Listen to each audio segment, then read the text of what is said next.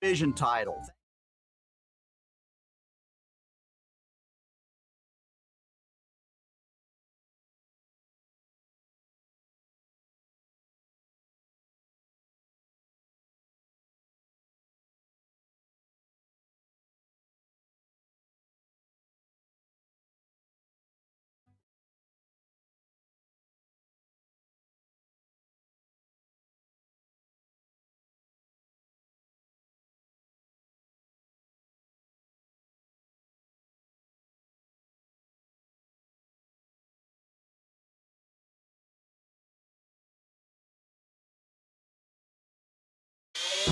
Let's do this.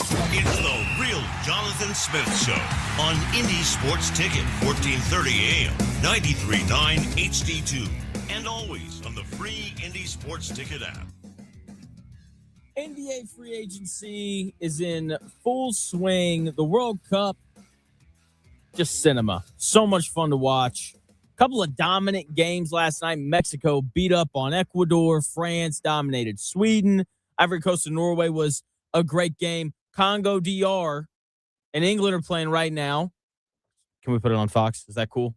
Yeah, man. We can watch Great Britain hopefully lose. They won't. They're going to win by 1 million. But, hey, it's fine. And so that is where we're going to start today. U.S. men's national team plays tonight against Bosnia a thing I'm not even going to try to pronounce. Welcome into the Real Jonathan Smith Show here on Indy Sports Ticket. Thanks for tuning in. No matter how you're tuning in, whether that's YouTube, Indy Sports Ticket, if you want to head over there and subscribe, you can watch the show on X__Jonathan Smith to follow me there and watch the show there. You can also listen on the Indy Sports Ticket app, which you can download wherever you find your apps. And, of course, 1430 a.m. as well if you're driving around the Indianapolis area. So I am going to talk about the U.S. men's national team and their game tonight against Bosnia. But I was doing some reading yesterday. And whenever I read, I kind of fluctuate. I'll be on Twitter for a little bit, and then I'll go to a website that I really like, and I'll read something from there. And, Chris, I saw one of the best ideas I think I've ever seen in terms of making the U.S. men's national team better at soccer. All right, let's hear it. The idea was essentially we need to do something to get guys like Erling Haaland, the striker for Norway, Kylian Mbappe, the striker for France, Lamine Yamal, arguably the best player in the world, this 18-year-old winger for Spain. We need to find a way to get all those guys to sleep with American women while they're here. We have their babies, and then they play for us in 18 years. That's an evil plan you have there. What an idea. Yeah. I think it's a great idea. That would be awesome. You think that they just have the genetics and then they'll become soccer players? Yeah. In 20 years, we're beating people with, Josh Holland. Then U.S. would be unstoppable. We'd be great. Based on genetics. We'd be incredible. Okay. Yeah. Look at the NBA. The NBA is slowly just becoming the children of former great NBA players. You have a good point.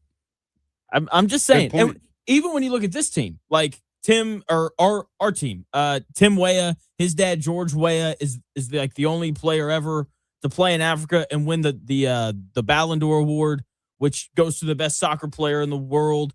Gio Reyna, his dad was the captain of the 2002 U.S. men's national team that made the quarterfinal. Genetics matter. I'm just saying we capitalize on this opportunity with all this great soccer talent here. They'd probably be just as good as, donating sperm, though. They could. I don't know if we could get him to do that, though. It's hey, man, you want to stop by this clinic? I heard they have magazines in the bathroom. The genetic sperm goes to the highest bidder. Oh, man. Forget that. The genetic sperm goes to the best female athletes that's looking for a donor. Okay. How about that? I think that works a little bit better. We have an Olympics where they compete for the sperm of Erling Haaland and Kylian Mbappe. Now that would be wild. I would watch that. That'd be incredible. It's would you like to have a decent chance at your child being an incredible athlete? Yes? Yeah. Okay, come on. So what does second and third place get? Do they get runner-up sperm? How about, yeah. They if you win, you get first pick. You come in second, you get second pick. Okay. We just keep working our way down. Gold medal of sperm. Oh my gosh. All right. Let's get to the U.S. men's national team in Bosnia. I just thought it was a great idea. Figured I would share. So tonight, 8 p.m. Eastern, we've got the United States taking on Bosnia. Not even gonna try it. Chris, do you want to give it a go? Isn't it Herzegovina or something like that? Something like that. Herzegovina. Yeah, that's not what you called them yesterday. That's not. That's fine. I'm not gonna say it now. Okay. All right. Fair enough. All right. Anyway, so tonight we're just going to call them Bosnia. I can't wait. Team USA favored at minus 265. That doesn't mean anything. We already saw Germany and the Netherlands lose. They were both heavy favorites in their matches, and they lost it in the round of 32. So they're at home watching the rest of the tournament. Maybe they stop by a sperm bank on their way out. Doubt it, but hey, you never know. Everyone at this point in the World Cup is good. There are no bad teams left. Okay, these are the 32 best teams in the world. It's like the NCAA tournament. And the round of 32 in March Madness, you reach the point where anyone can win. You still have heavy favorites, but it is not uncommon to see an 8 or 9 seed win a round of 32 game against the number 1 seed. In fact, we had like a 5-year stretch where that happened. We had at least one of those upsets in every tournament, okay? And here's the thing. The U.S. men's national team is not a 1 seed. They're a good team that should win, but the thing that should happen doesn't always happen. Again, Germany and the Netherlands lost. Okay, here's the good news. The U.S. men's national team is healthy. Christian Pulisic says he's fit enough to be able to play the whole game. The problem is we haven't seen him go the distance in a U.S. men's national game in quite some time. He'll need to if the U.S. wants to win comfortably. All of the yellow cards are cleared, so we should be able to see the U.S. pressure the ball. We should see them score multiple goals, and they're going to have to do that if they want to beat Bosnia. So Bosnia finished third in a less than stellar group. Canada and Switzerland aren't bad teams, but they aren't great ones either. With that being said, Bosnia scored in all 3 of their group matches, and this U.S. defense isn't good. It is the clear weak spot for this team as England's down 1-0 in the 7th minute of the match, which is awesome. We're seeing all these Brits cry. It's awesome. Anyway, it's a clear weak spot for them. The U.S., the defense, as we know. Okay, this U.S. men's national team squad is basically a Ferrari with the missing brake pad. They can zoom past anyone and put up goals in a flash, but the moment they have to slow down and protect a lead, you're just holding your breath that they don't crash into a wall. Okay, they're going to have to play tight on the back line if they want to win this game, and they're going to have to score multiple goals. Before their match against Australia, in 14 consecutive international matches, Team USA had given up at least 1 goal. Now, the good news, they've scored multiple goals in every game that they've played in the group stage. Even against Turkey, with their backups playing, they put up 2 goals against a good Turkey team that came in expecting to win that group. So they can do it. Okay? Again, they're playing a Bosnia team that's in the World Cup over Italy. I know Italy hasn't made a World Cup since 2014, but they're a good soccer country. They're one of 8 countries that have won the World Cup. Bosnia qualifying over them is a big deal. It's a big deal, and it's an indicator that the U.S. men's national team has to show up and play well.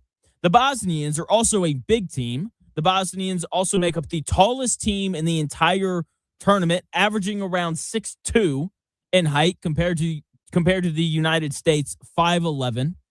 That's right. You know, this Bosnian team, they're taller than the Norwegians, the Vikings.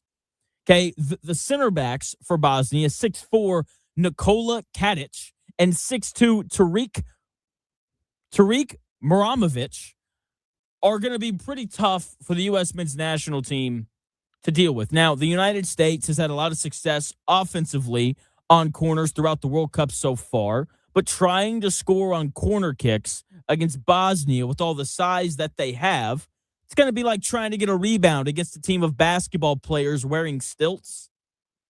The U.S. has been great on set pieces on both ends, but tonight, they're not just, playing soccer. They're not just playing these set pieces. They're playing a game of keep away against a skyscraper. Defensively, dealing with these tall center backs on set pieces, corners, and free kicks is going to be tough sledding for the U.S. men's national team. This isn't going to be an easy game for us tonight. But so here is Captain America, Christian Pulisic, Team USA's best player, talking about tonight's game against Bosnia. I mean, if you look at all the World Cup matches, it hasn't been easy for anyone. So we don't expect an easy match at all. People can say what they want to say. We know what they offer. We know they're a good team, and we have to be ready for tomorrow. We have to put on a top performance if we want to come out on top. There's no doubt. Christian Pulisic right there, fully understanding what they have to do to win this game. They have to be ready. They have to play well, which, to be fair, they've played well 3 games in a row now. Christian Pulisic looks like he's in excellent form. The 30-ish minutes that he played against Turkey, he looked awesome, looked incredible. He's an awesome player. Side note here, Liverpool, one of the 6 big clubs in England, highly considering trying to acquire him for next season. That's a big deal, especially since your boy is a Liverpool fan. May have to buy a soccer jersey if that happens, but he's looked good. That has to continue. Now, he is not the U.S. men's national team's captain. That is Tim Ream, the 38-year-old center back that every time he runs and tries to chase somebody down, I get nervous. It's like watching a 70-year-old try to run down a puppy. You're just like, oh, I don't know if this is gonna go very well. Here is Tim Ream as well on this match tonight against Bosnia. Listen, we know they're a strong team, physical team. They've obviously qualified and made it through the group stages for a reason. So, it's not a fluke that they've gone through the playoffs and knocked Italy out and made it through to the World Cup. So, we'll have to pay attention in all aspects and all moments of the game. And set pieces will probably play a big part, but. Listen, at the end of the day, we have to worry about and take care of ourselves and do what we have to do to win the game and make it through. Tim Ream right there talking about the game tonight against Bosnia. He, too, mentioning the importance of set pieces, more so on the defensive side, because when you're dealing with a team that's just naturally bigger than you are, they tend to win more headers, especially in the box. So that tonight, a very important thing to pay attention to. Chris, I know you have thoughts, but before you get to them, I have a question. Whose voice sounded more seductive, Christian Pulisic's or Tim Ream's? Oh, definitely Christian's. Okay. You already know. I mean, I can't unhear it now. And we had talked about this already. It sounds like he's on a mission, maybe has a hidden agenda, and that's fine. Maybe he's thing, like, brother. Forget the sperm banks. I'm here. Is that the in that second clip with Ream? I don't know if you noticed on YouTube when you were watching the clip that the little marker at the bottom as the video goes on is a soccer ball. I've never seen that before. That's really cool. Yeah. Like it's the small things, man. Yeah, it is. I mean, for some people it is. There it is. 13 minutes into the show, we got our first bell. Look at that. Today's the first, right? It is the first. Okay. Did you pay rent today? I did. Good. Did you? Yeah, absolutely. You don't sound sure about that. Yeah, I did. Promise. I got an email this morning saying that my auto pay went through. I was like, great. Love that. Very good. Auto pay. Great feature. Yeah. Anyway, based off of those 2 audio clips, it seems like the U.S. men's national team has an understanding that this game is not going to be a cakewalk. They seem to understand that they can lose this game. I'm glad that they understand it. We're not exactly, Germany or Spain with some rich World Cup tradition. Okay, Bosnia is a good team. They got through the group stage for a reason. And if Paraguay can beat Germany, Bosnia can absolutely beat us. Okay, here's an idea on what to expect in the match. So Bosnia is not going to park the bus against us like Paraguay and Australia did. Chris, pop quiz. What does park the bus mean? We've talked about this. That means to stop the ball before the goal, right? Nope. Okay. Nope. I tried. Close. Especially where like you fully it's prevent defense in football. Sure. That's what it is. Okay. I told you I would forget. Yeah, you're fully committed to playing defense and not allowing any goals. Yeah, Okay? I remembered the term. I just didn't remember what it meant. Okay. Progress. We're getting there. So with Bosnia, they're not going to park the bus, but they are a more defensive-minded team. Okay, the formation that they play points toward that as well. They're also dealing with us. And the one thing that the U.S. men's national team can do, we can score goals. By the way, I'm not a big we guy whenever fans talk about stuff. But with that being said, this is our country, so I'm going to say we. So we're going to see Bosnia look to counterattack more in this game compared to their group games. I don't think that they're going to press us as much because we have more firepower than Canada and Switzerland. Okay, in addition to their ability to counterattack, because of their size, they're going to be dangerous on set pieces. Because of their size, they're going to be dangerous in the box. Thank you. So that'll be something to most definitely watch for. The U.S. men's national team's defense on corner and free kicks has to be buttoned up. That is probably the most likely way Bosnia is going to score in this game. Okay, I like that Bosnia is going to be more of a defensive-minded team. Australia and Paraguay were both incredibly defensive. We carved them up pretty good. Okay, part of that is the talent that we have.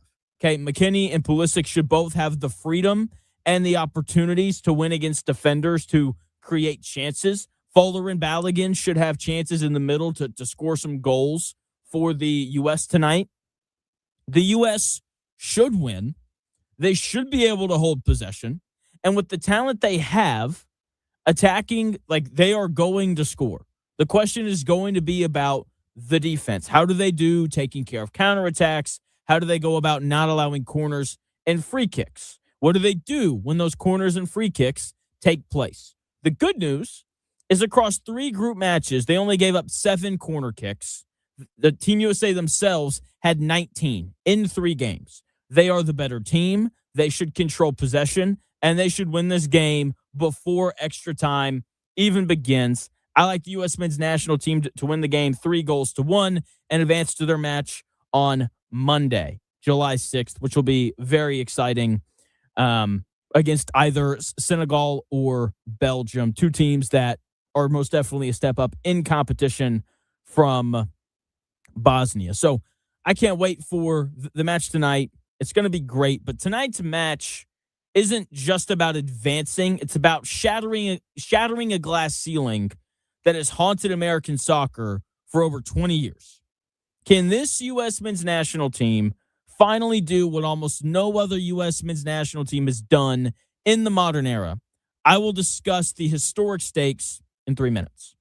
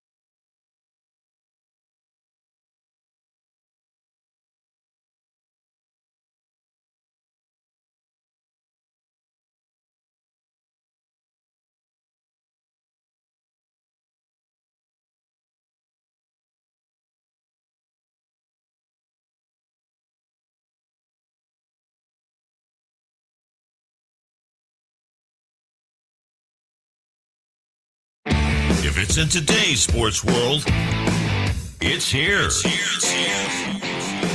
The real Jonathan Smith Show on Indy Sports Ticket 1430 AM, 93.9 HD2, and always on the free Indy Sports Ticket app. Congo DR up on England, 1-0. Look, if Congo DR can beat England, Bosnia can absolutely beat the United States tonight. Can't wait for the game. It is Wednesday, and if the U.S. men's national team wins this game tonight, they will be another step closer to getting over the hump. It's a Wednesday. Let's get into Over the Hump Day. Uh-oh, guess what day it is? Guess what day it is? Huh? Anybody? Julie, hey, guess what day it is? Oh, come on, I know you can hear me. Mike. What day is it, Mike? Leslie, guess what today is? It's Hump Day. Woo-hoo! Hump Day!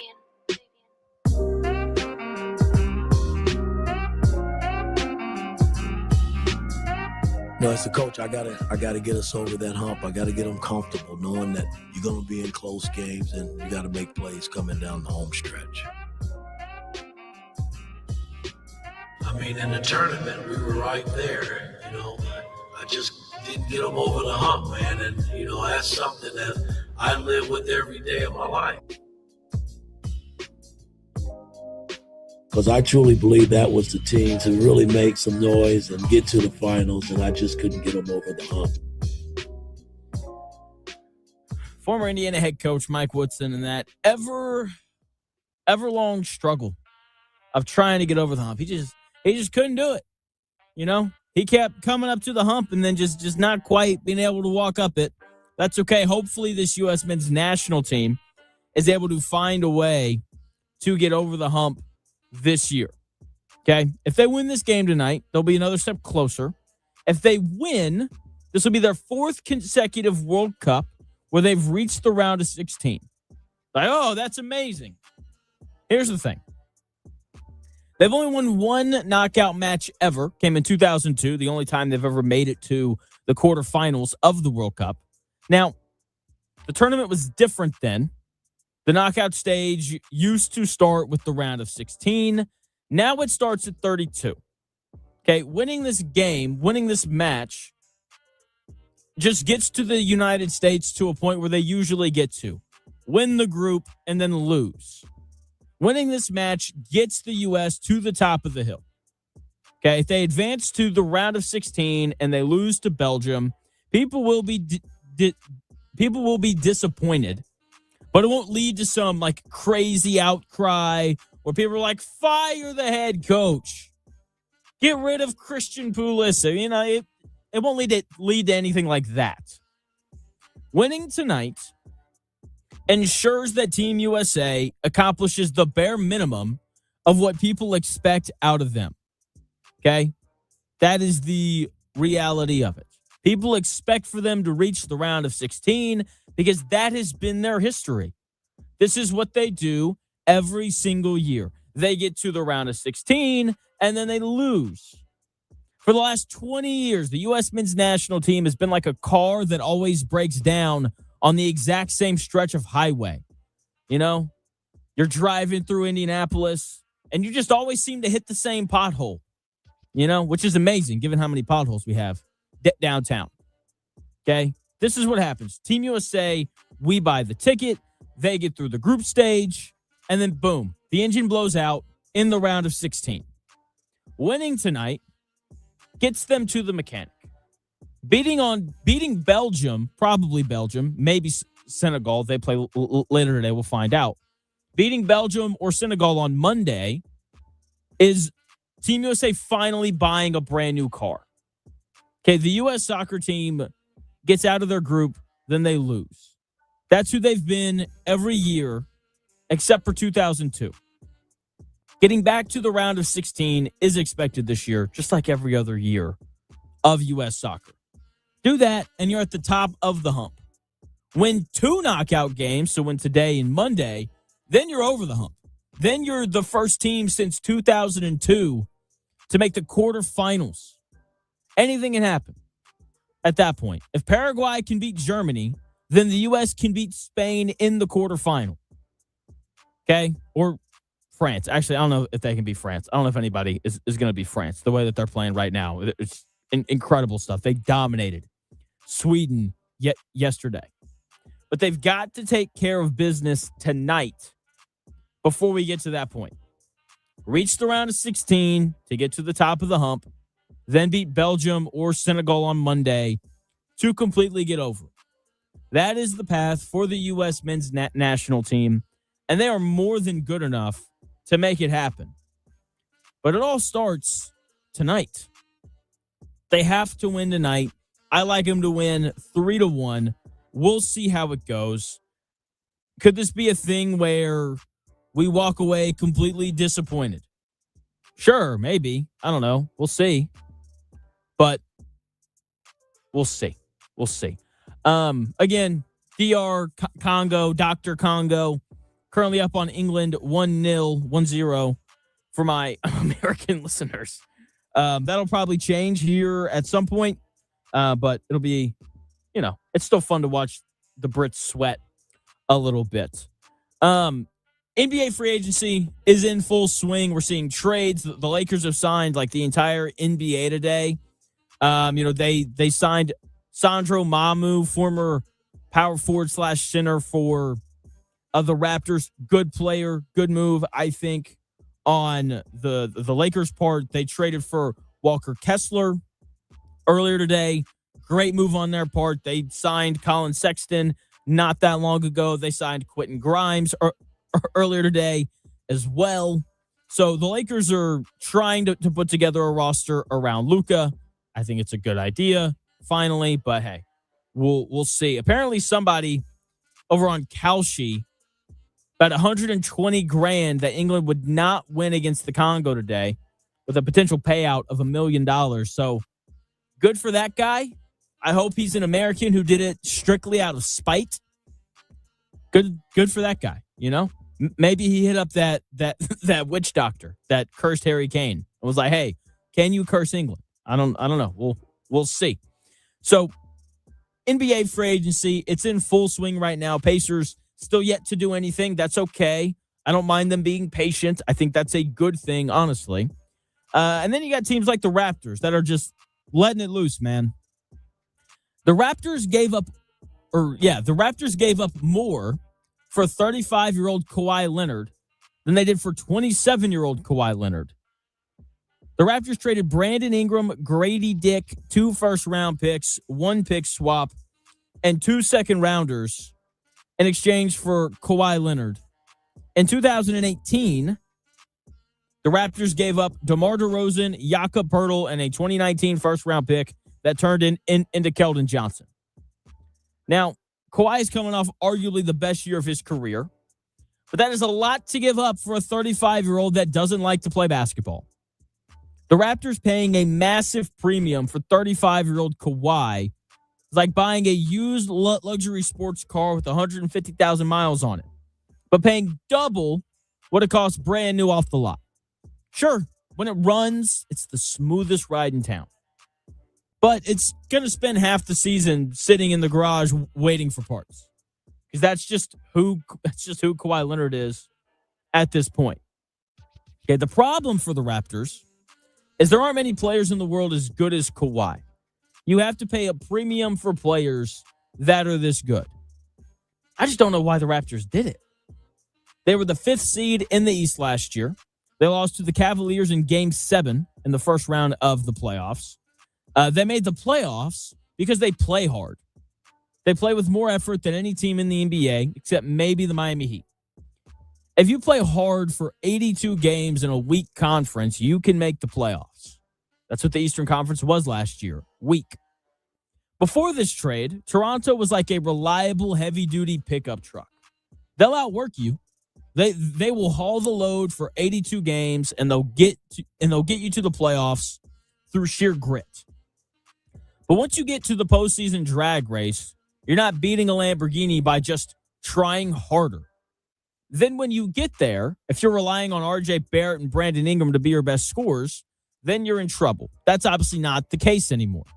Scotty Barnes, their best player last year, is not an elite scorer. Love his game, but he's not a scorer. Can't really shoot. He was their best player last year. Now, Kawhi Leonard is a real number one option. He will elevate their offense. He's still a good defender, so he won't compromise them defensively. The Raptors are better than they were before they made the trade because Brandon Ingram as your number one option, obviously nowhere near as good as Kawhi Leonard. Okay? But I don't think that this roster is now at a point where they're good enough to contend. I don't think that their roster was at a point where a Kawhi Leonard upgrade was what they needed to be a title contender. They're going to be a good team. They've got some players that I like, but I don't think they have the shooting. They're going to have to win games off effort. And they'll do that. But at some point, you have to have the required talent. I don't think they have enough offense around Kawhi to make a deep playoff run. So, Pacer fans, I wouldn't worry about the Raptors. The Knicks just lost Mitchell Robinson to Boston.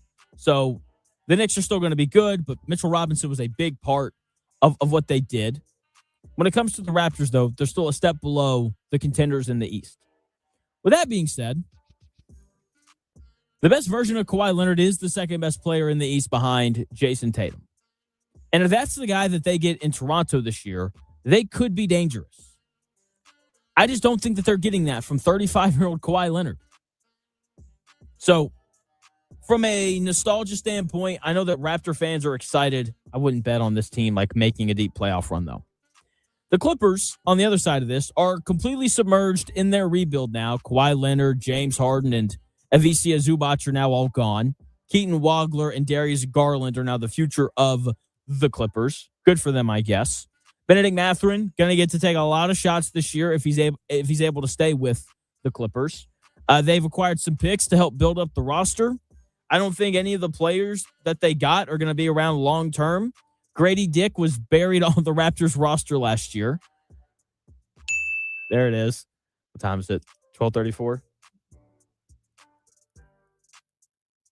Seriously, it's just the reality of it. Brandon Ingram's going to get traded again at some point.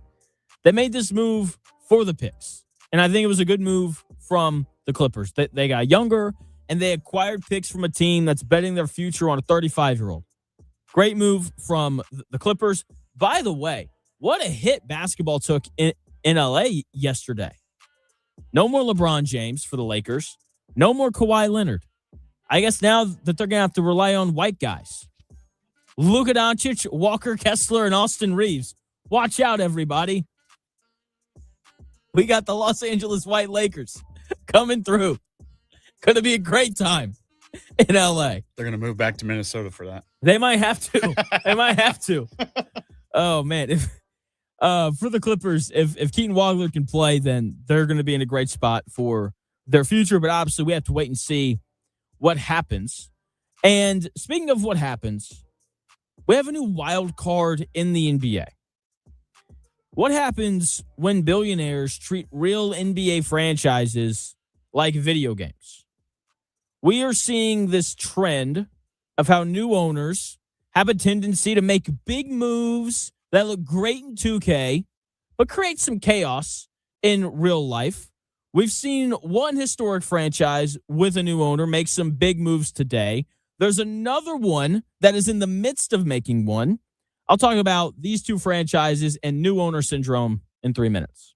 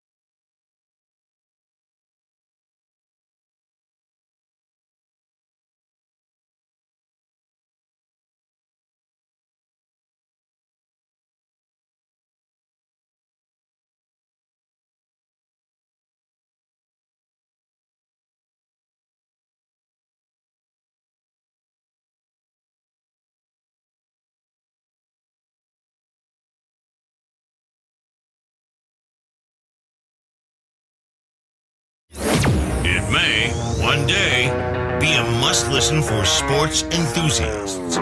Yeah, and monkeys might fly out of my butt. Uh-oh. The Real Jonathan Smith Show on Indy Sports Ticket 1430 AM, 93.9 HD2, and always on the free Indy Sports Ticket app.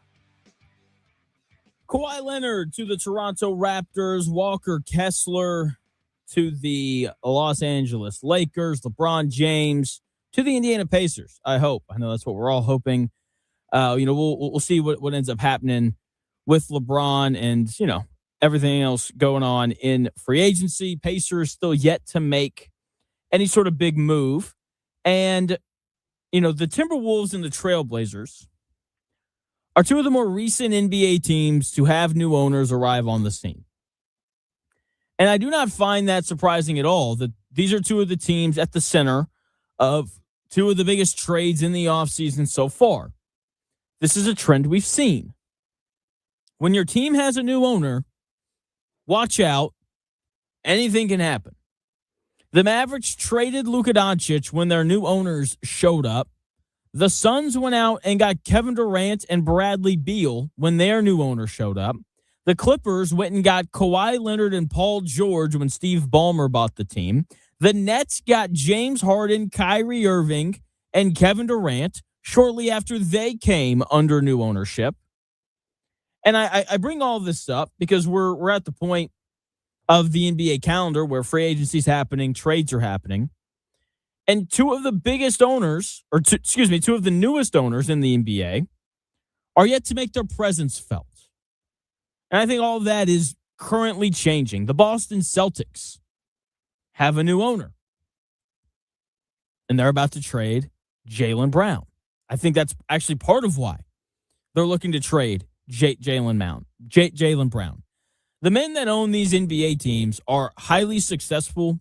They're also incredibly smart.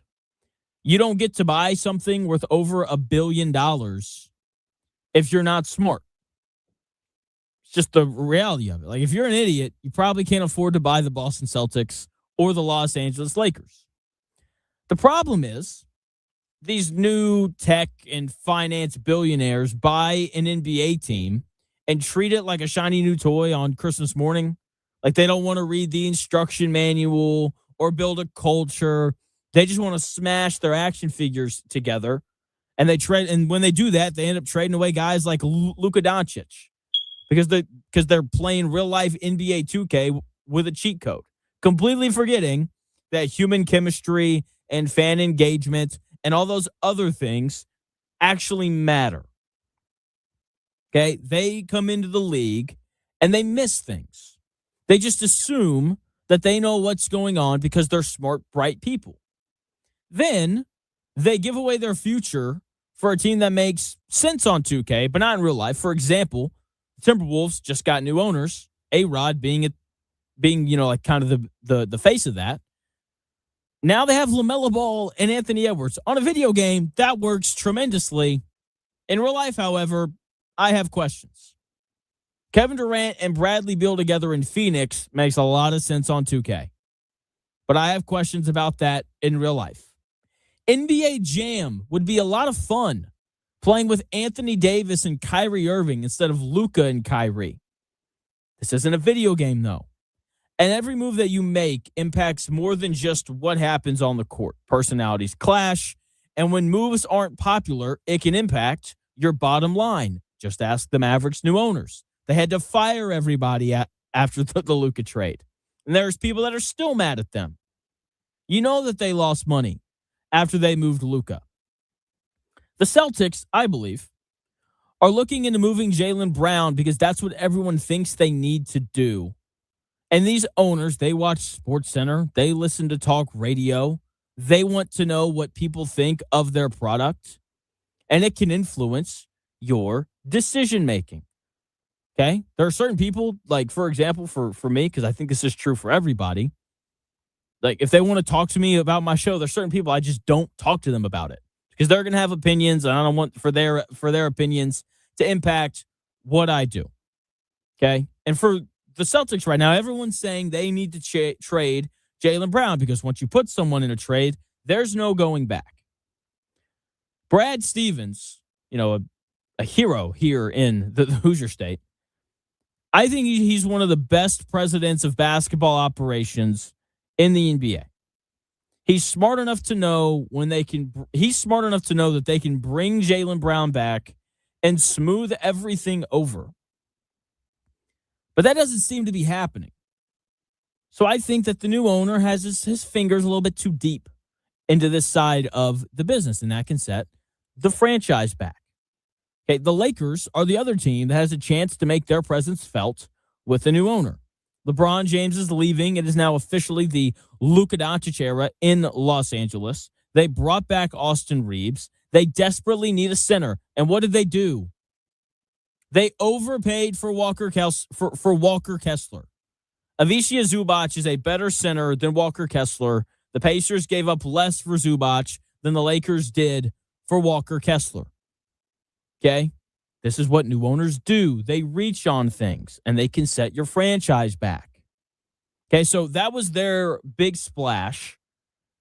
We'll see if they're able to make any more. I like that they brought in Colin Sexton and Quentin Grimes and some of these other guys. But they need a little more. They need like 4 more wings who can guard and rebound, because that's what you have to put around a guy like Luka if you want a chance to win. Okay? So we'll see, if anything else happens, throughout the day. Very intrigued to see what the Pacers do. We're still kind of waiting to see who they're going to go and try to add. We'll see. I'm trying not to get too far ahead of myself here, but we'll see. So, free agency started last night. Guys are moving around with the new CBA and the way that these aprons work. Free agency is a little more interesting than what it used to be. The Miami Heat lost Norman Powell yesterday. He decided to go to Chicago. Don't know why he did that. But hey, it's fine. And free agency is only going to continue to heat up as we wait to see what LeBron James is going to do. Okay? We know that LeBron James is not going to finish his career as a Laker. We also know that he told Rich Paul, his agent, to canvass the entire league for his next spot. We also know that he said that money is not what he's after. If he was, he would have gone back to the Lakers. He's after, quote, basketball happiness. I don't know what that means, but I'm going to assume it means a place that he can go win, where he can go and win a title. There was another quote today where that was specifically brought up. They want to be at a place where they can where he can win a title. The Indiana Pacers are one of those places.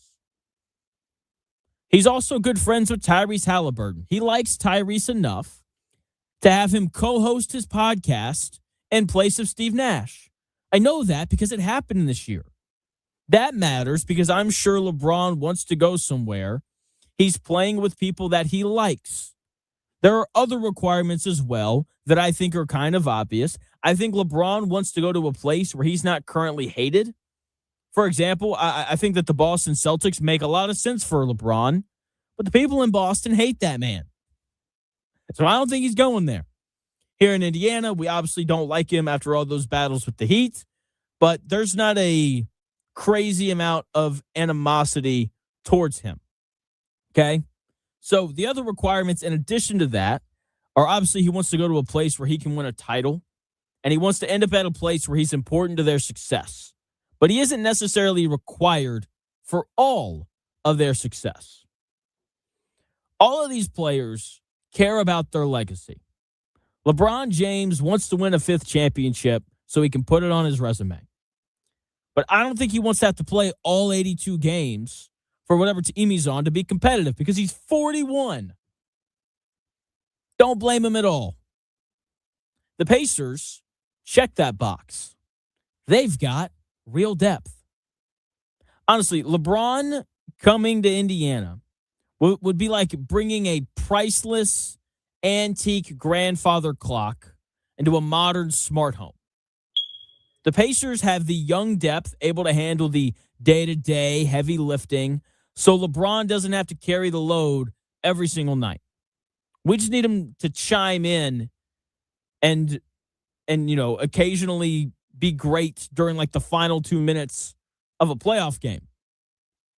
The Pacers have two real stars already in Tyrese Halliburton and Pascal Siakam. LeBron James would be the third, and he wouldn't have to play every night because of the Pacers' depth. He's going to be 42.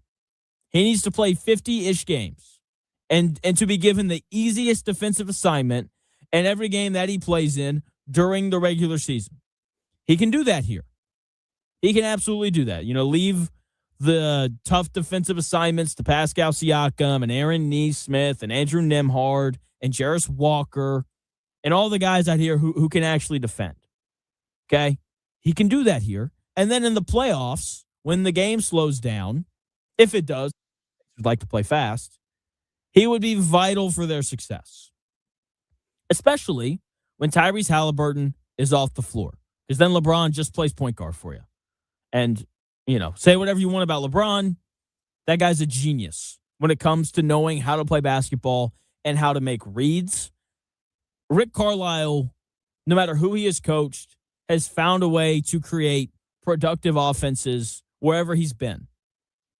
Okay, when he was first with the Pacers, they were good enough to win the finals before the Malice at the Palace sadly happened. Okay, and then he ends up in Dallas with Dirk, and they run their entire offense through like the mid-post free throw line area with Dirk, and they win a title. And then he stays in Dallas for a long time. Luka shows up, and they put together this heliocentric offense around Luka, and then they set a record for like the highest offensive rating in NBA history, right? And then he goes, and then he comes here, and he gets Tyrese Halliburton, and he has created this fast-paced ball movement style offense. No matter what personnel you give Coach Carlisle, the offense will follow. And the Pacers naturally have guys in place that can really defend. I think Indianapolis makes a lot of sense for LeBron James. With that being said, I don't think that he's going to come here. This is not what I'm saying. I'm not making some prediction, okay, that he's going to end up here. What I am saying is if these reports are true and he really is canvassing the league, trying to find the best place for him, the Indiana Pacers make a lot of sense. With that being said, I think he's going to end up in Golden State with Steph Curry and Draymond Green. Okay? The only move that we've seen in relation to the LeBron James stuff is everyone knows why Draymond Green did what he did. Everyone knows why Draymond Green opted out of the final year of his deal with the Warriors. It was so that they could sign LeBron James. That's the whole point of what Draymond did. With that being said, one of the parts of that is LeBron wants them to bring in Anthony Davis, and the Washington Wizards have completely shut that down. They're like, yeah, we're not trading AD. It's not happening. Does LeBron want to go there if the Warriors can't bring in Anthony Davis? Because without Anthony Davis, they're not winning a title. With Anthony Davis, things would have to fall Golden State's way, but they would be good enough to win the finals. Without him, though, no chance. And so if the Warriors can't make that happen, then who knows where he's going to end up. I don't think he wants to go to Cleveland. I understand that that's where he started. I know that's where he's from. In terms of like telling a story, that would be really cool. But if he goes there, he has to play with James Harden, a ball-dominant guard, and Donovan Mitchell, another ball-dominant guard. Also, we know James Harden can't perform in the playoffs. He'd also have to play with Jared Allen and Evan Mobley, two bigs who can't really shoot and can't space the floor. So stylistically, I don't think that's a good fit for him. It's like, oh, what about Miami? Oh, you mean he's going to go play with Bam Adebayo and Giannis and no shooters? I don't think that necessarily works out either. And also the way that he left, I don't think he's exactly Pat Riley's biggest fan. I don't know if, Pat Riley's a fan of LeBron either, given how all of that ended. So if it's not Golden State, those other two places I don't think make a ton of sense for him. I'm not saying he's going to wind up here in Indiana. He's probably not going to. But in terms of basketball, if he really wants to go to a place where he can win and have basketball happiness, Indianapolis makes a lot of sense for LeBron James. We'll see what he winds up doing. He'd also be here with his girl, Caitlin Clark. Dude, that's all we would hear about all the time. It'd be on billboards, and everywhere you go, those two faces would just be staring at you constantly. The other thing that is really important to know. Sorry, I couldn't say it with a straight face. The NBA Cup final is going to be held at Hinkle. And so if LeBron wants home court advantage to win his second NBA Cup, this would be the place for him to come. Jeez, that'd be awesome. It's not going to happen. It's not. And But- I wouldn't want it to. Oh, I would. Like, no. If Hard pass. If LeBron came here, I would immediately predict that the Pacers win the title. He would make them so much better. Again, it's not going to happen, but I wouldn't want it to happen, dude. We don't want to be known for flopping all the time and all this stuff. Like, we have a better, You're right. We don't want to be known for that. We want to be known for winning. And if he comes here, our chances of winning skyrockets. I don't know, man. The Pacers are looking to keep their team young, and that would just kind of throw I don't know. They're looking to win. And the thing with LeBron is you're not trading for him. You're just adding him to your group. That's it. I'm telling we'll see what they do. We'll see. You have a sports update to do, and we got to talk about the lucky break that the Fever caught coming up at 1. But first, Chris, is your sports update. Well, thanks, Jonathan. As you mentioned, Butler University's historic Hinkle Fieldhouse has been selected to host the next NBA Cup championship game on December 11th. This will be the first time in the league's history that the tournament's final match will leave Las Vegas. I'm not sure how many NBA Cups they've had so far, but Hinkle is quite the place for it. And the Pacers were quiet last night as the free agency window opened up in the league. They have, however, confirmed a meeting with unrestricted free agent Kelly Oubre Jr. The Pacers have roughly about $10 million and remaining cap space to fill out their final 2 roster spots, but no other moves have been talked about just yet. The Indiana Fever announced the assistant coach Karima Christmas Kelly will soon take maternity leave. She's going to have a baby. So head coach Stephanie White also added that the team is utilizing their unusual midseason week off to work on their defense, as they should. And Caitlin Clark continues to rest her lingering back issue. Former IU and Cincinnati QB Brendan Sorsby and the NFLPA have officially announced they will not pursue labor litigation against the NFL, in case you didn't know that. That's what's trending this hour. More of The Real Jonathan Smith Show after the break on Indy Sports Ticket 1430.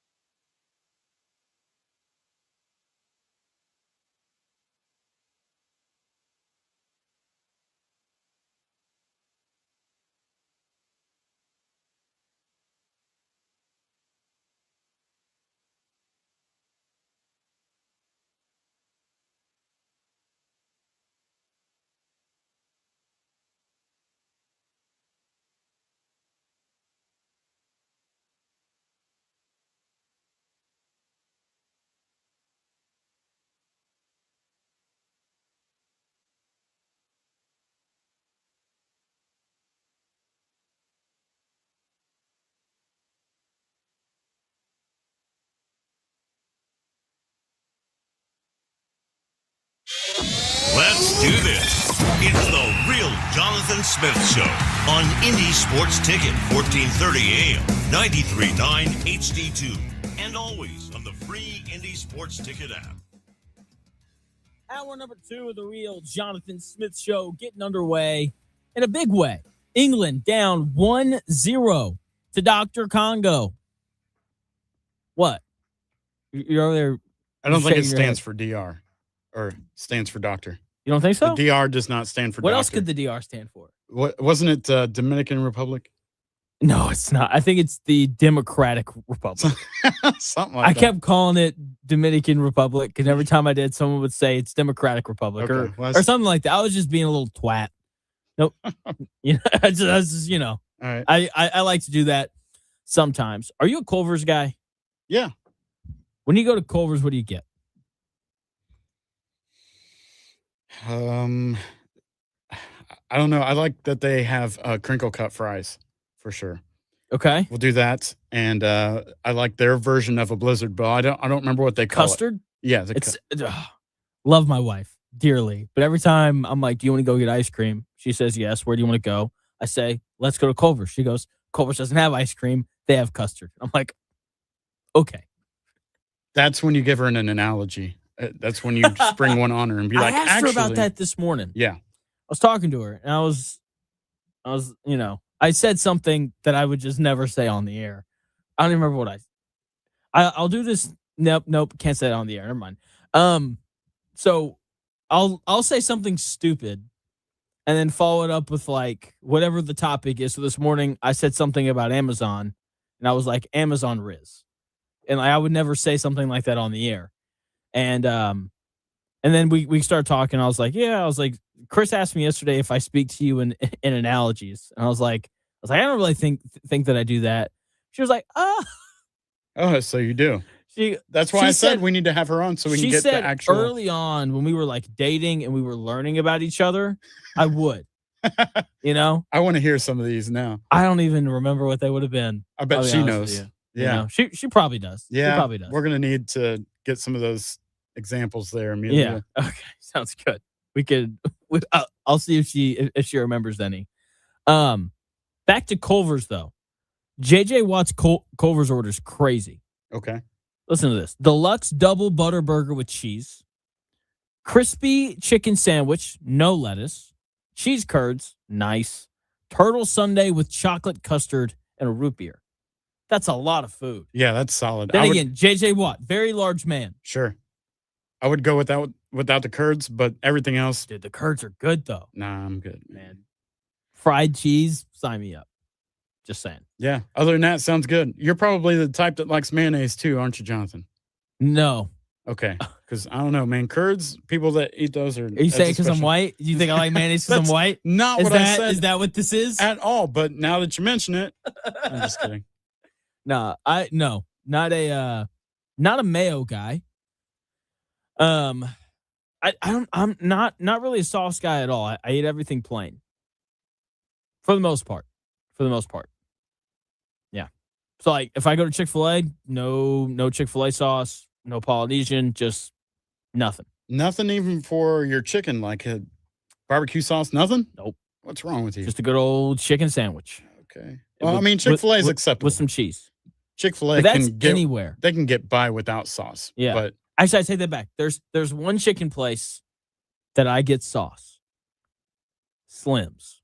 If you've never been to Slim's, if you're ever driving south, there's a bunch in Kentucky. There's one in Westfield, and there's one, I think, in Zionsville. Kind of that area. It's so good. Best chicken tenders in the world. never had it. Slim's. Incredible stuff. I'll have to check that out. Let's talk about the Fever, because I said that I was going to talk about the Fever. Let me do that. So, Caitlin Clark hurt her back against the Phoenix Mercury, and, everybody got outraged, fist on the throats, all that stuff. Was scrolling through X. There's a guy that I follow, Sean Salisbury. The title of his live right now is Caitlin Clark being protected by the WNBA? Everybody's still doing that whole bit. I don't really get it, but hey, it's fine. So Throughout that whole altercation, Caitlin Clark hurts her back. The Fever then go and play the Los Angeles Sparks, and they beat the brakes off the Sparks without her. It's amazing what happens to your offense when you remove 5 turnovers a game from your lineup. Anyway, they now have a week off between their game against the Sparks and their game against the Aces on Saturday. What a break. It's obviously not good that Caitlin Clark got hurt, but if she was going to get hurt, this would be the time to do so. You played against a bad Sparks team, and now you have a week off where she can just lay down on a heating pad and just chill. Do nothing. Okay, Caitlin Clark getting hurt right before a 7-day break is like your check engine light coming on right as you pull into the driveway of a mechanic. Okay? It's never good to have car trouble, but if it's going to happen to you, you couldn't possibly ask for better timing to fix it without missing. And it's the same. Clark. Obviously not good that she hurt her back, but it is good that it happened right now.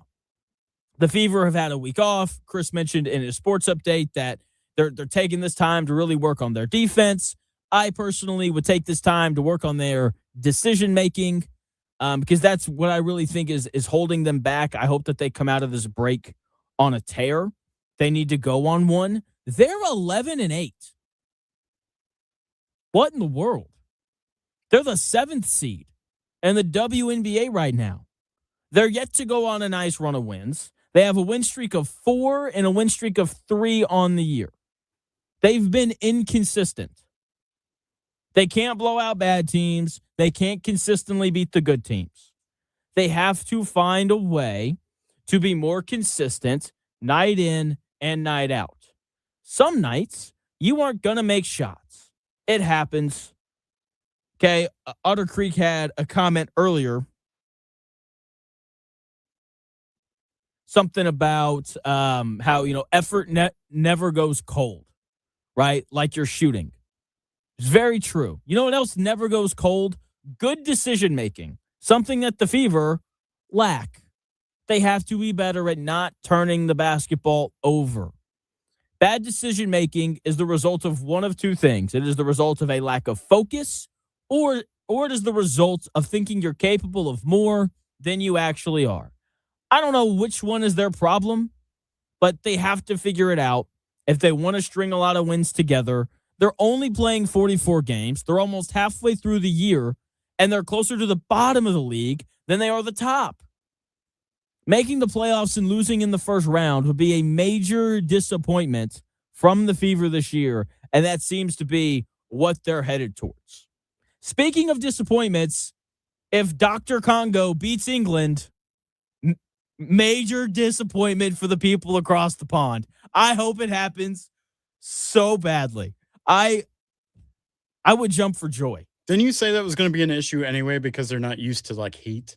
Yeah, but they're playing indoors. Okay. Yeah, they're playing in Atlanta where it's $1 for everything in concessions. Not really, but it's dirt cheap to get concessions at Mercedes Stadium. Some guy for England is limping right now. Makes sense. Those Brits are soft. And, come on, Congo.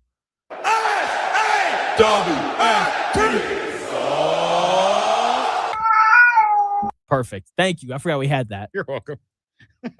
But let's go. Okay, so originally I had the match of the day for the World Cup written down for Belgium and Senegal, which is the game after this. I can't remember if it starts at 4 or 5. I would assume 4. It does start at 4 because Team USA gets the winner of that match, and those are two legitimately good teams. Okay? So when it comes to the World Cup, Belgium and Senegal is going to be awesome. We want Senegal to win. Let's make that clear. We beat them in a friendly 3-2 before the World Cup started, and they're just not as good as Belgium. They're still a good team. They're just not as good as Belgium. Belgium's the favorite at plus 115. Senegal is plus 265 to win. So clearly, they're good enough to win the match. Neither team has played at a level that they're capable of. Senegal finished third in their group behind Norway and France. So maybe part of why I think they've struggled is just because 2 of their games came against Norway and France. Belgium had to crush New Zealand in their final match to catch Egypt, who they drew with. Neither team has looked as good as the U.S. men's national team has, but both are more than capable of taking their games to another level and beating Team USA. With that being said, we would rather play Senegal, okay? Because if we play Senegal, I believe that Team USA would have the best player on the pitch. If we play Belgium, that would not be the case. I think Belgium wins that game. Senegal's starting goalkeeper got hurt against Norway. He's still not back, okay? So I think that costs Senegal a goal, and Belgium ends up winning the match. With that being said, I think it'd be awesome if this game went to PKs. We also call those bonus goals here on the Real Jonathan Smith Show. Shout out producer Chris. And I think it would be awesome. What's the bell for? What'd I say? Just because you got it correct. I'm going to have to separate okay, that. Okay, Yeah. gotcha. That's the correct answer. Gotcha. Yeah. Okay. Maybe we could get like a Kawhi Leonard laugh whenever someone's right. Yes, for sure. That's not a bad impression. That's pretty good. Thank I like you. it. Thank you. For those who don't know what I'm talking about, the old Kawhi Leonard laugh would be awesome. Or is pretty iconic. I used to be able to do a better impression than that. Just haven't had to pull it out in a while. You know, it was a good old party trick back. Nice. It was a good old party trick back in the day. I'd be at a party in college, and women would just be like, "Jonathan, could you please do your impression of Kawhi Leonard's laugh?" And then I would do it, and they would not ever talk to me ever again. It was great. Dumb question. I know he was here for a while, right? Did he leave as a free we agent? drafted him, Right. and then we traded the draft pick before he ever played a game for us. Oh, yeah, okay. Yeah. I thought he was a Pacer for a minute, but yep. You're right. Literally for a minute. That's how long he was a Pacer. Okay. We traded him. He was like, "That's funny." Dude, you kind of sound like Jay-Z too. He does. Little mix there. He does. Oh man. So again, Belgium beats Senegal in our World Cup match of the day. Congo currently up 1-0 over England. We are doing Deuling trivia later on in the show, coming up at 2:00. Can't wait for it. Gonna be a great time. Also can't wait for the U.S. men's national team to play against Bosnia tonight. They kick off, the U.S. men's national team, they kick off their knockout stage as heavy favorites, but massive giants are standing in their way, literally. I'll break down the specific physical matchup that could wreck the U.S. in 3 minutes.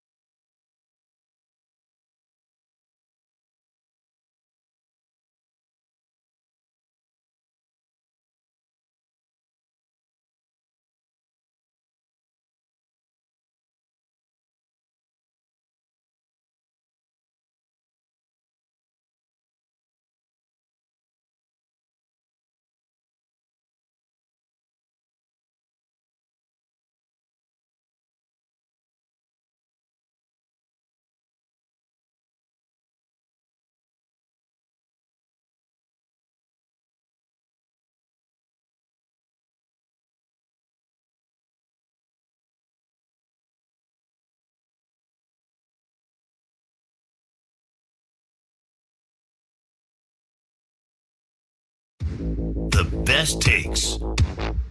Maybe. The Real Jonathan Smith Show on Indy Sports Ticket 1430 AM, 93.9 HD2, and always on the free Indy Sports Ticket app. With the third or the, I don't know, I guess the third and final. No, I guess it's only the second one. With the final hydration break approaching in England versus Congo, Congo still holds a 1-0 lead. England most definitely threatening, though. So we'll see how it goes. Welcome into the Real Jonathan Smith Show, where we are passionately rooting against the people across the pond, England. Hoping that they lose to Congo. Team USA plays tonight against Bosnia. I'm excited. Game starts at 8 p.m. Eastern. The game before it, that'll start at, Bless you. Thank you. That'll start at 4 o'clock. We'll decide who the winner of, so let me try and say all that again. At 4 o'clock, Senegal and Belgium play. If Team USA wins, they play the winner of that match on Monday. So a lot of important soccer going on today for Team USA. Tonight, obviously, they're playing Bosnia. I can't wait. Game starts at 8. USA, they're a favorite at -265. That doesn't mean anything. Because if Congo DR can potentially beat England, then Bosnia can absolutely beat us. Okay, Germany and the Netherlands have both already lost in the round of 32. They were both favorites. That terrible, horrendous Paraguay team that Team USA beat 4-1 already beat Germany. So teams like that are currently at home watching the rest of the tournament. Everyone at this point in the World Cup is good. There are no bad teams left. There is no Qatar to beat up on. There is no Iran to beat up on. Everybody left is good. Okay? It's like the NCAA tournament. In the round of 32 in March Madness, you reach a point where everybody's good and everyone is capable of winning. We see 1 seeds lose to 8 or 9 seeds all the time in March Madness. And the U.S. men's national team, by the way, not a 1 seed, certainly not a 1 seed. They're a good team that should win, but the thing that should happen doesn't always happen. For example, Cape Verde draws with Spain 0-0. Things like that happen all the time in soccer. You are constantly 1 or 2 mistakes away from sending yourself home. Games are oftentimes lost, not won. England with a bad turnover. Congo's going to have a chance to score here. Maybe. We'll see. Good defense from England. Why is that one guy wearing like a chin shield? What is that for? You see who I'm talking about, right? I do not. Which guy? It kind of looks like he's wearing a helmet, but it's only the chin part. It's really weird. I don't know. Some guys wear different stuff around their face because I've never seen that before. They're just trying to like they may have had like an injury in the past. Like I saw a guy last night from Mexico. He was basically wearing earmuffs. He got hit in the ear, and he was like, "I'm just gonna wear these for the rest of my life." So there's that. So yeah, just kind of depends. Previous injury stuff, kind of like how guys in the NFL, the guys who tend to wear the Guardian caps, they wear the Guardian caps because they've like had a concussion before. Oh, the ones that look like giant helmets. Yeah. So same idea. It's probably based off of like some previous injuries that have happened. Anyway, the U.S. should beat Bosnia. Okay, here's the good news: the U.S. men's national team is healthy. Christian Pulisic says that he's fit enough to play the whole game, which is good. He'll need to if the United States wants to win comfortably tonight. All of the yellow cards were cleared. So the United States should be able to pressure the ball and hopefully, control possession and do those things. We should see them score multiple goals, and they're going to have to if they want to beat Bosnia. Bosnia finished third in a less than stellar group. Okay, they finished third behind Switzerland and Canada, who aren't bad teams. They're not great ones either. With that being said, they scored in all 3 of their group matches. And the U.S. defense is not good. It is the clear weak spot for this team. I have talked about it ad nauseum. This U.S. men's national team squad is basically a Ferrari with the missing brake pad. They can zoom past anybody and put up goals in a flash. But the moment they have to slow down and protect the lead, you're just holding your breath, praying they don't crash into a wall.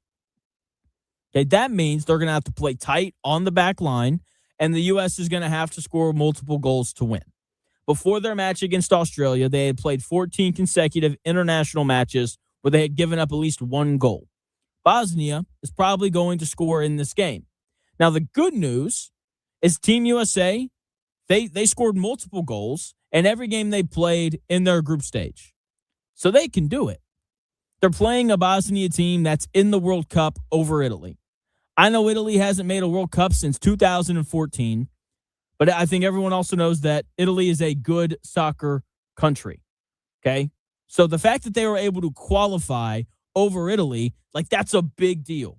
And it's an indicator that the U.S. men's national team has to show up if they want a chance to win. The Bosnians are also a large team. The Bosnians make up the tallest team in the entire tournament, averaging roughly 6'2" in height compared to the United States 5'11". Okay, so Bosnia, they're even taller than the towering Norwegians. Their center back, 6'4", Nikola Katic, and 6'2", Tariq Muramovic. Probably said that wrong, but that's okay. They are both especially imposing forces with their size. And the U.S. has had a lot of success on corners throughout the World Cup so far. But trying to score on corner kicks against Bosnia tonight is going to be like trying to grab a rebound against a team of basketball players wearing stilts. Good luck. You can do it, just kind of tough to do. Okay, the U.S. has been great on set pieces, I think, on both ends of the field. But tonight, they're not just playing soccer. They're really playing a game of keep away against some skyscrapers. Okay, like this is not going to be an easy game for Team USA. Here is Captain America, Christian Pulisic, talking about tonight's game against Bosnia. I mean, if you look at all the World Cup matches, it hasn't been easy for anyone. So we don't expect an easy match at all. People can say what they want to say.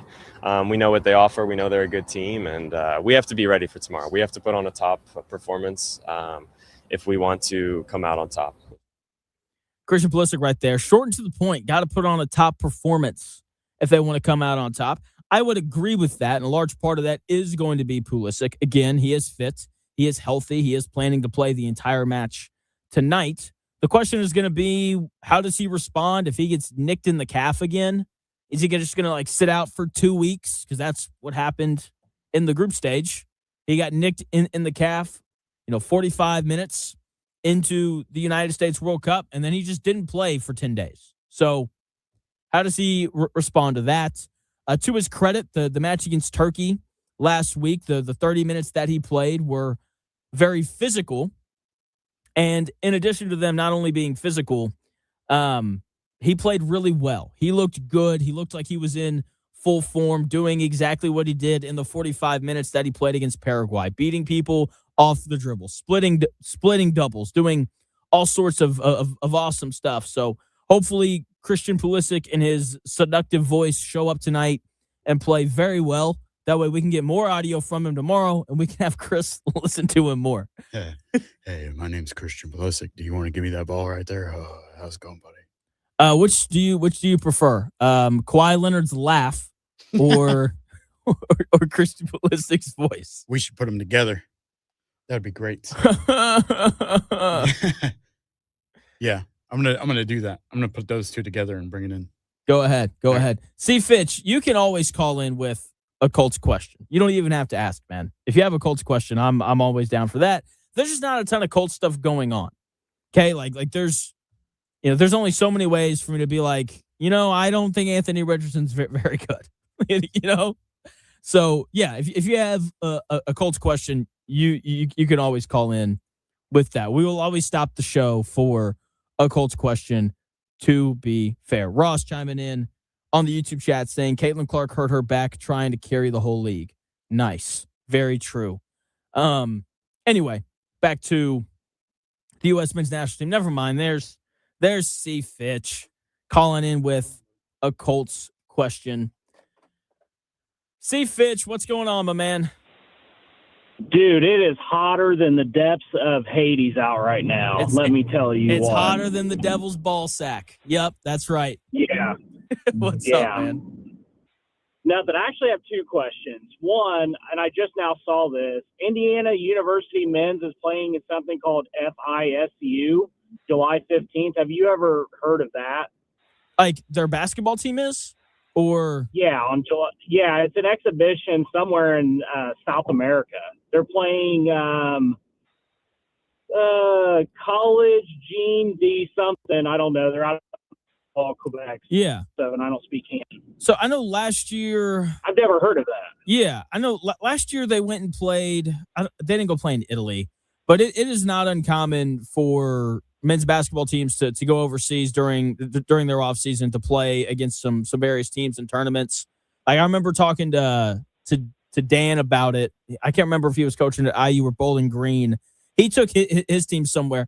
It was Indiana. He talked about Eric Gordon getting torched by some guy off the street in South America.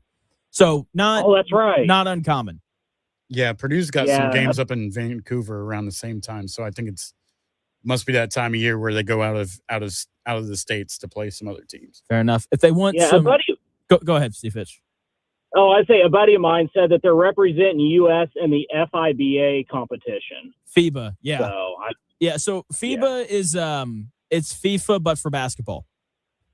Okay. So yeah. Fair enough. Yep. What's your Colts question? So I've heard local writers, and I know how much we love local writers. Oh, love them. It's talking about the Colts secondary has a chance to be, and I go, elite year. What are your thoughts on that statement? The question is really health, right? Because I think you would agree. Sauce Gardner's one of the 5 best corners in football. Javarius Ward is a former all-pro corner. When he played last year, I thought he played well. The problem is he only played in 7 games. I really like Cam Bynum. I thought he played well last year as well. The question is really just going to be, can those 3 guys stay healthy? How good is AJ Halsey? And so far through, mandatory minicamp, which isn't really much, it seems like AJ Halsey's playing really well, and apparently Justin Wally looks fine. I think it's a possibility, but like Javarius Ward's had a lot of concussions. I don't think that he's going to stay healthy, and I just have a hard time betting on rookies to be elite in their rookie season. So, is it possible? Yes. Do I think it's going to happen? No. I tend to agree with you. I do think that the Colts will be a top third of the league defense, however. I do think that. Because, I mean, I don't know. I just feel like that they're going to be a top third of the defense, I guess. Yeah. Total defense. I would agree with that. I mean, going back to last year where they didn't really have good players, they were like 20th, if I remember correctly. So they were kind of hovering around that mark. It's going to be hard for C.J. Allen to be worse than Zaire Franklin. Again, bringing in Sauce is obviously going to help the secondary. If AJ Halsey ends up being good, that'll obviously help as well. I like the back 7. The question, though, if they're going to be a top 3 defense, rests on how good is Latu, how good is Buckner, how good is this defensive line? Because obviously, like that has to be good. Oh, I agree. I mean, the one guy from Ohio State changed his name, so that instantly makes him better, right? It can't make him worse. He didn't play last year, so that's very true. He couldn't get on the field. Hey, he couldn't get on the field with that room. So what's that really tell you about him? That's exactly right. That's exactly right. Look, I say it all the time. Coaches tell you what they really think about players.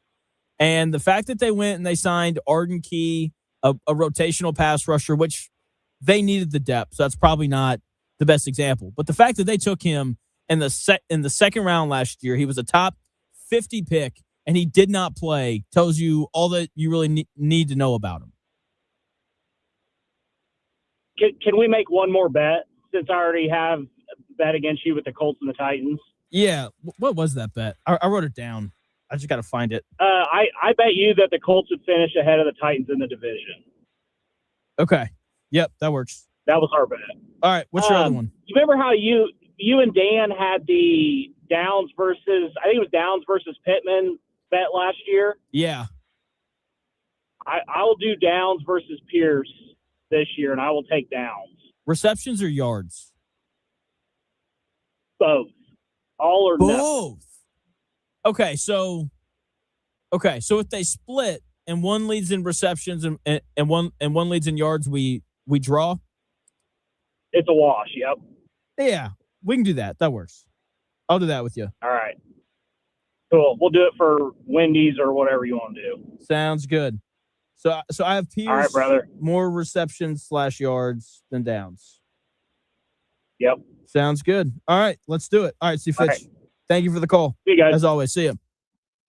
Good old C. Fitch calling in, as always. Love it whenever a misfit calls in. Yeah, like if you ever have a Colts question, we'll stop whatever we're talking about to talk about the Colts. That's just good radio in Indy right there. So You like Wendy's?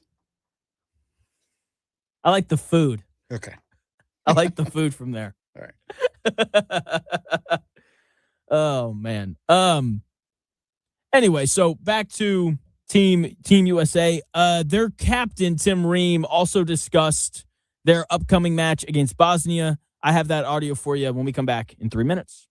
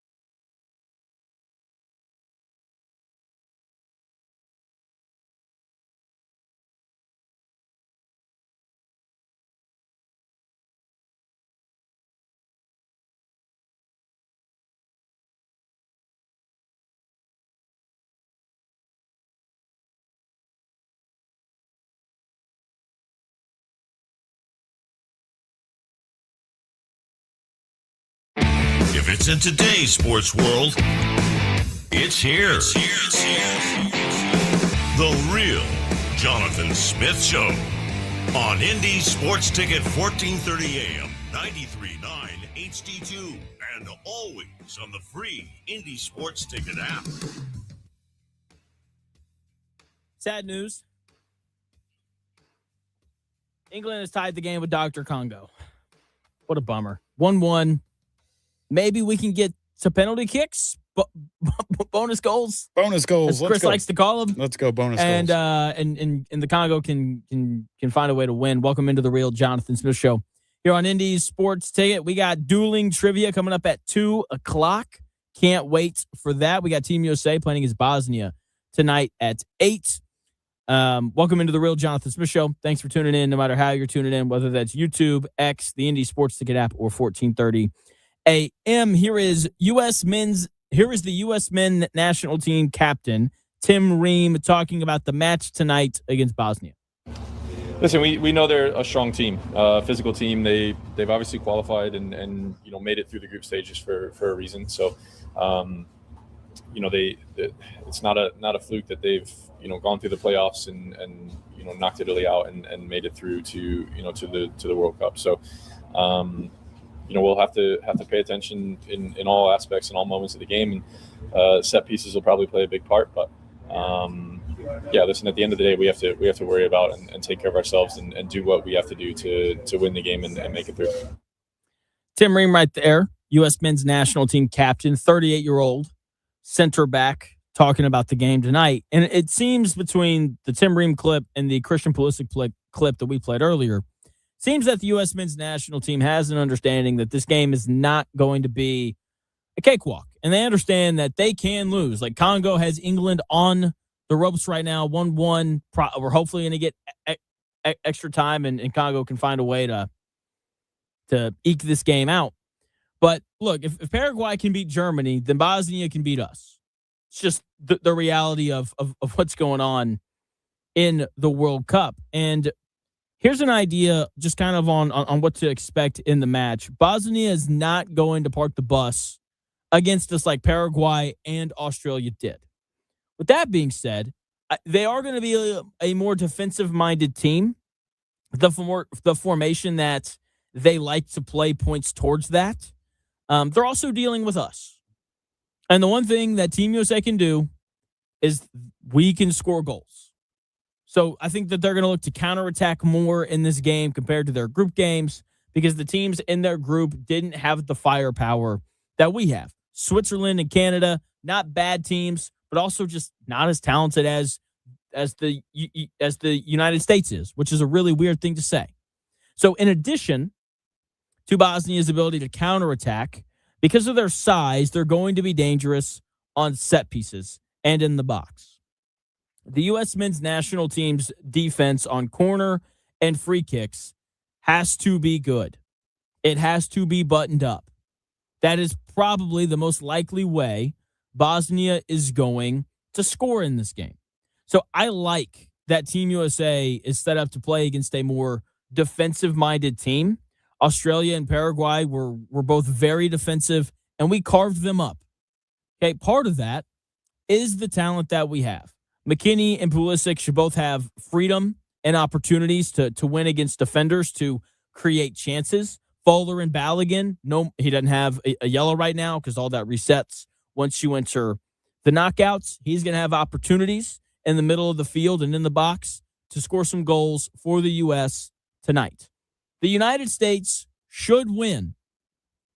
They should be able to hold possession. And with the talent that they have, especially attacking, they're going to score. I think they need at least 2 goals. A third one would be really nice. The question is going to be the defense. How do they do taking care of the counterattacks that we're going to see from Bosnia? How do they go about not allowing corners and free kicks? Do you know the best way to defend a corner? Don't give one up. What do they do when those corners and free kicks take place? The good news is across 3 group matches, Team USA only gave up 7 corner kicks. They themselves had 19 across 3 games. Team USA is the better team. They should control possession, and they should win this game before extra time. I like the U.S. men's national team to win 3-1. Chris, who do you like tonight? I would agree with that. I would probably say 2-1, at least USA. But a couple questions, man, because I'm still learning and have never really watched soccer before. What is a corner kick exactly? Can you explain that for me? Yeah. So you know how like whenever the ball goes out of bounds on the sides, Right. you have a throw in? Yeah. Whenever the ball goes out of bounds behind the net, so along like the baseline, if you will, kind of like in basketball, Sure. you get one of two things. You either get a corner kick, which is where they put the ball in the corner by the flag, and then they'll lob it into the box, and then everybody's jumping for a header, trying to score or keep it out. So it's kind of like a tip, a jump ball. Kind of. A little bit. Like it's free game. You're just kind of free kicking it into the I mean, group they're trying to make a pass to score. Right. It is a scoring opportunity whenever you see one. And so if the ball goes out on the defense but behind the goalie, then that means then you get a corner. But if it goes out of bounds on the offense behind the keeper, then you get what's called a goal kick, which is where the goalie is kicking the ball out. Got it. And you mentioned whenever the ball goes out of bounds on the sides. It's just a throw in. Okay. I noticed that sometimes, like, the ball will go out of the side, whatever line there. Yeah. But sometimes they just keep going.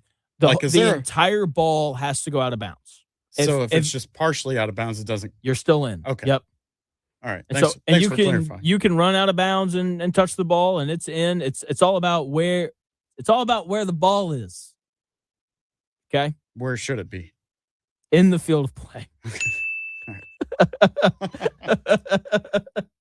That was funny.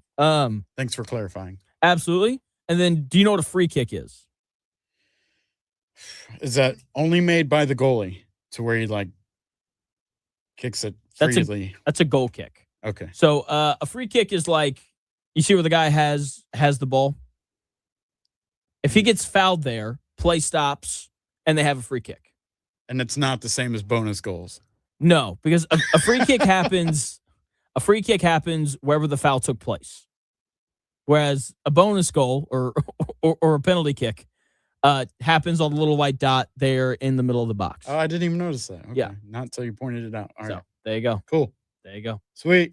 Thanks. You got it. That's what she said. By the way. Right on. Oh man, we're having a lot of fun today, which is good. Come on, Congo. We're in the 84th minute for those who can't see. Game is still tied 1-1. England continues to put pressure on Dr. Congo. We will see how that match turns out. I'm hoping we get some extra time, and so we'll see. I want as much soccer as possible, personally. So we've got good old NBA free agency going on right now. Still nothing from the Pacers. Obviously, some murmurs around Kelly Oubre. I made a case earlier about how they should go and get LeBron. I'm just kind of waiting to see what they're going to do, and I hope that they stay patient. I at this point, I think that that's what they should do.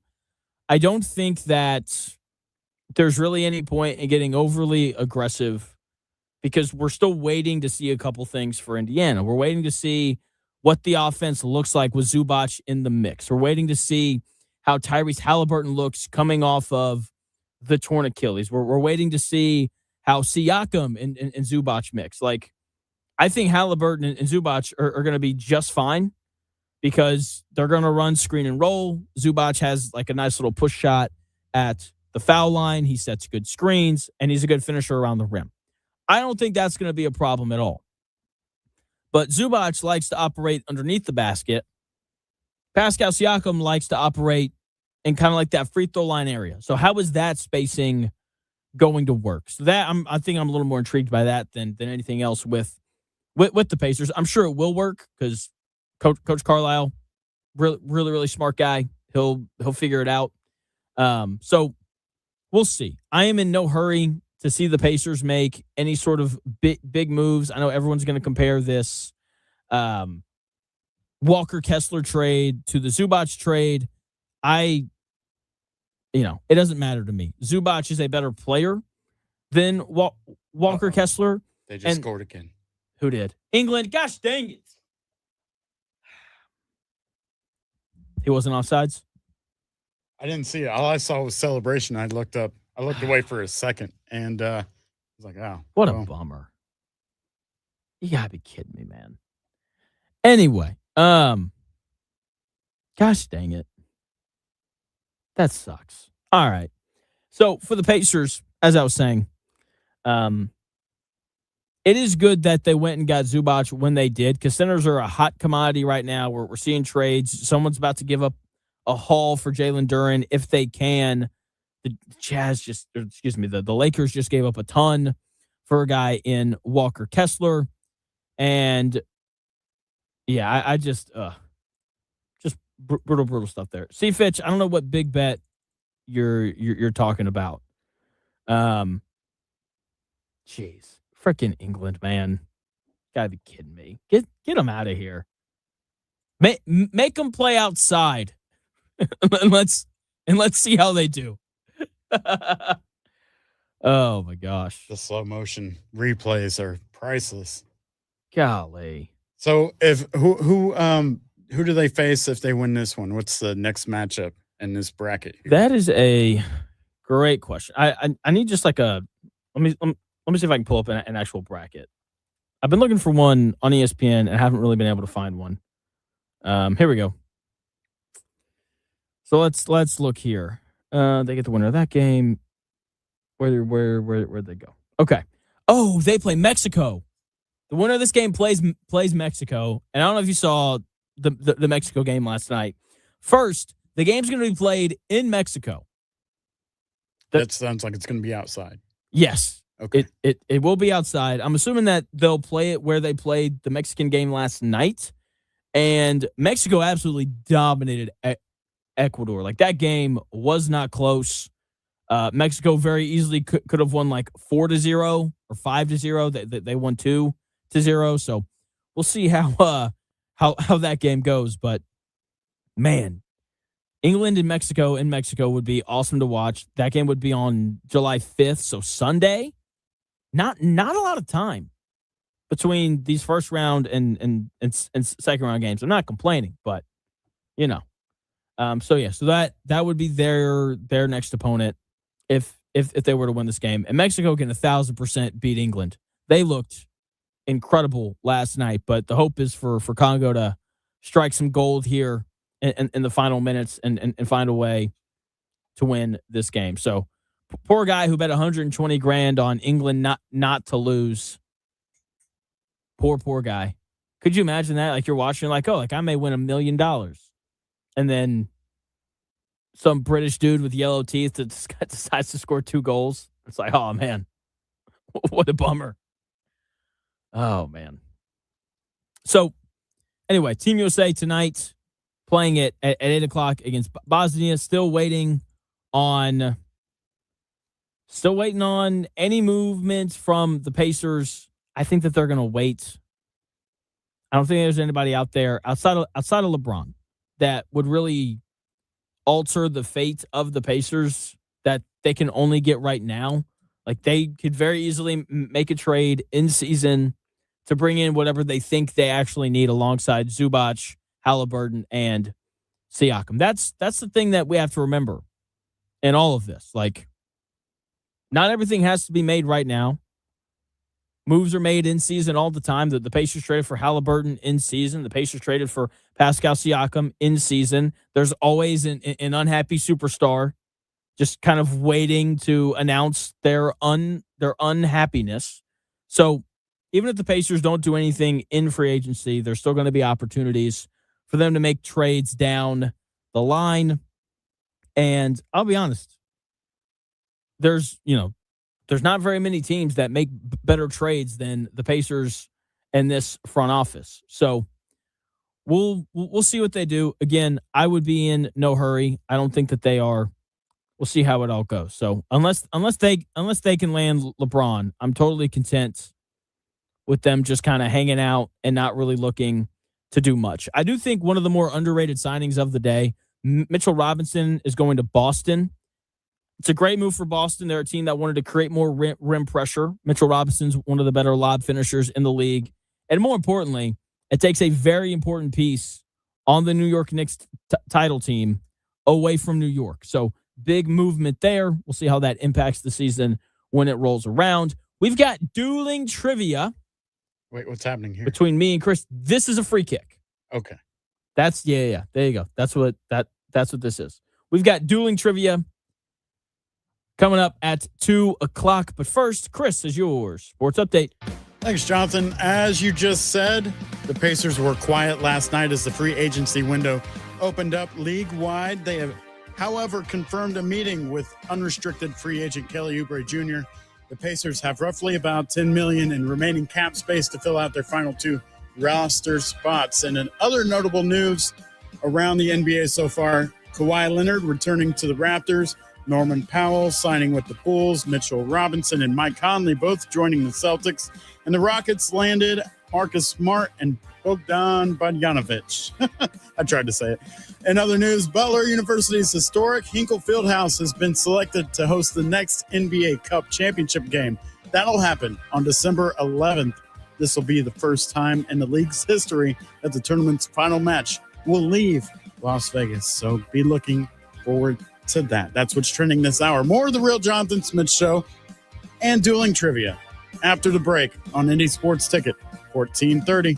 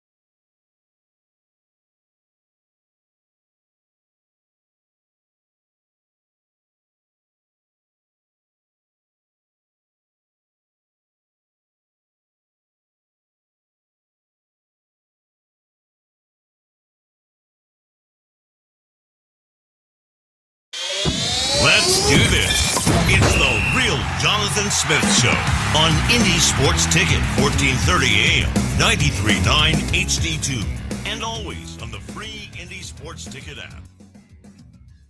England survives the Congo. What a bummer. Freaking Harry Kane with 2 goals to... Golly, that sucks. All right. Thanks. Harry Kane. Oh, nice. I thought you were doing it for that sucks. It's like, all right, I get it. All right. Hour number 3 of the Real Jonathan Smith Show getting underway. Thank you for tuning in. No matter how you're tuning in, YouTube, Indy Sports Ticket. If you want to head over there and subscribe, you can watch the show on X__Jonathan Smith to follow me there and watch the show there. You can also listen on the Indy Sports Ticket app or 1430 AM if you're driving around the Indianapolis area. England survives Dr. Congo, and they'll play Mexico on Sunday, and that game's going to be a lot of fun to watch. Speaking of a lot of fun, normally we do Deuling trivia on Thursdays, but since Team USA plays tonight, I'm assuming we're going to have some other free agency stuff kind of fall in place today. That'll be more of tomorrow's show. So we're going to do a little bit of Deuling trivia right now.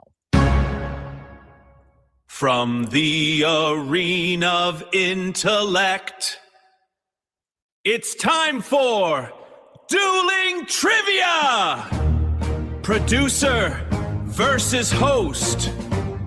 Brace yourself for the ultimate clash. Let the battle begin!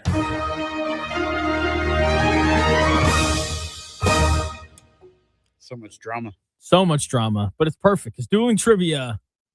It's a big deal on the show. We go into this one. I have a record of 2-1-1. I've won twice. Chris and I have drawn twice, and Chris won the last one that we played. He didn't take it easy on me at all. I tried to be funny, and it cost me. It's okay, though. What is your topic today?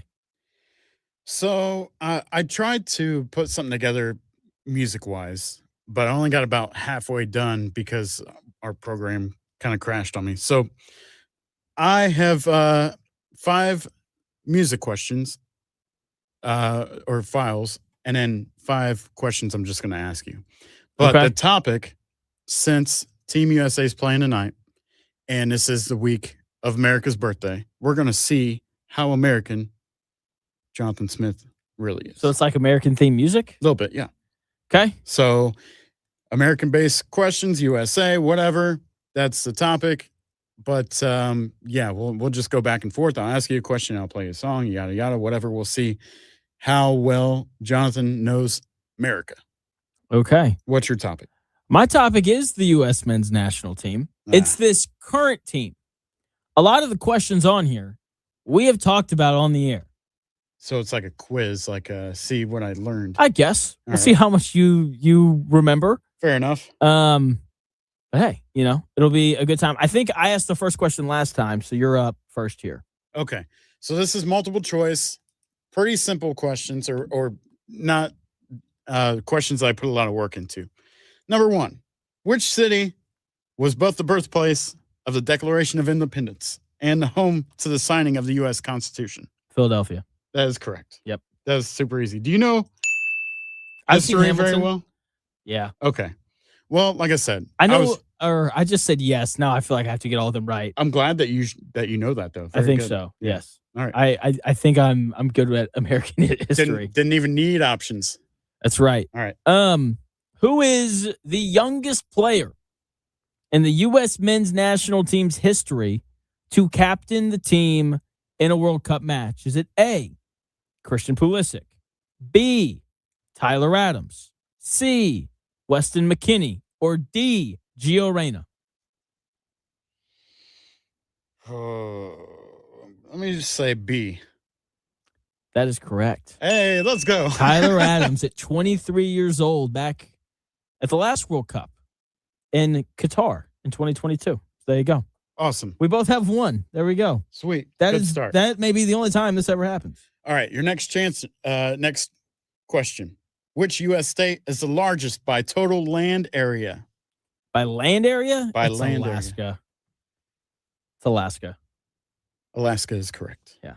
You can fit Texas inside of Alaska. That's how big it is. Okay. Hey-o. See, I wasn't very good at history, so these questions would look hard to me but you know what I mean. Continue. Fair enough. Question number 2 here. Which U.S. men's national team forward was born in England, represented England at the youth level before pledging his international allegiance to the United States in 2023? Was it A, Timothy Weah, B, Ricardo Pepi, C, Folarin Balogun, or D, Haji Wright? I'm going to say B again. That's incorrect.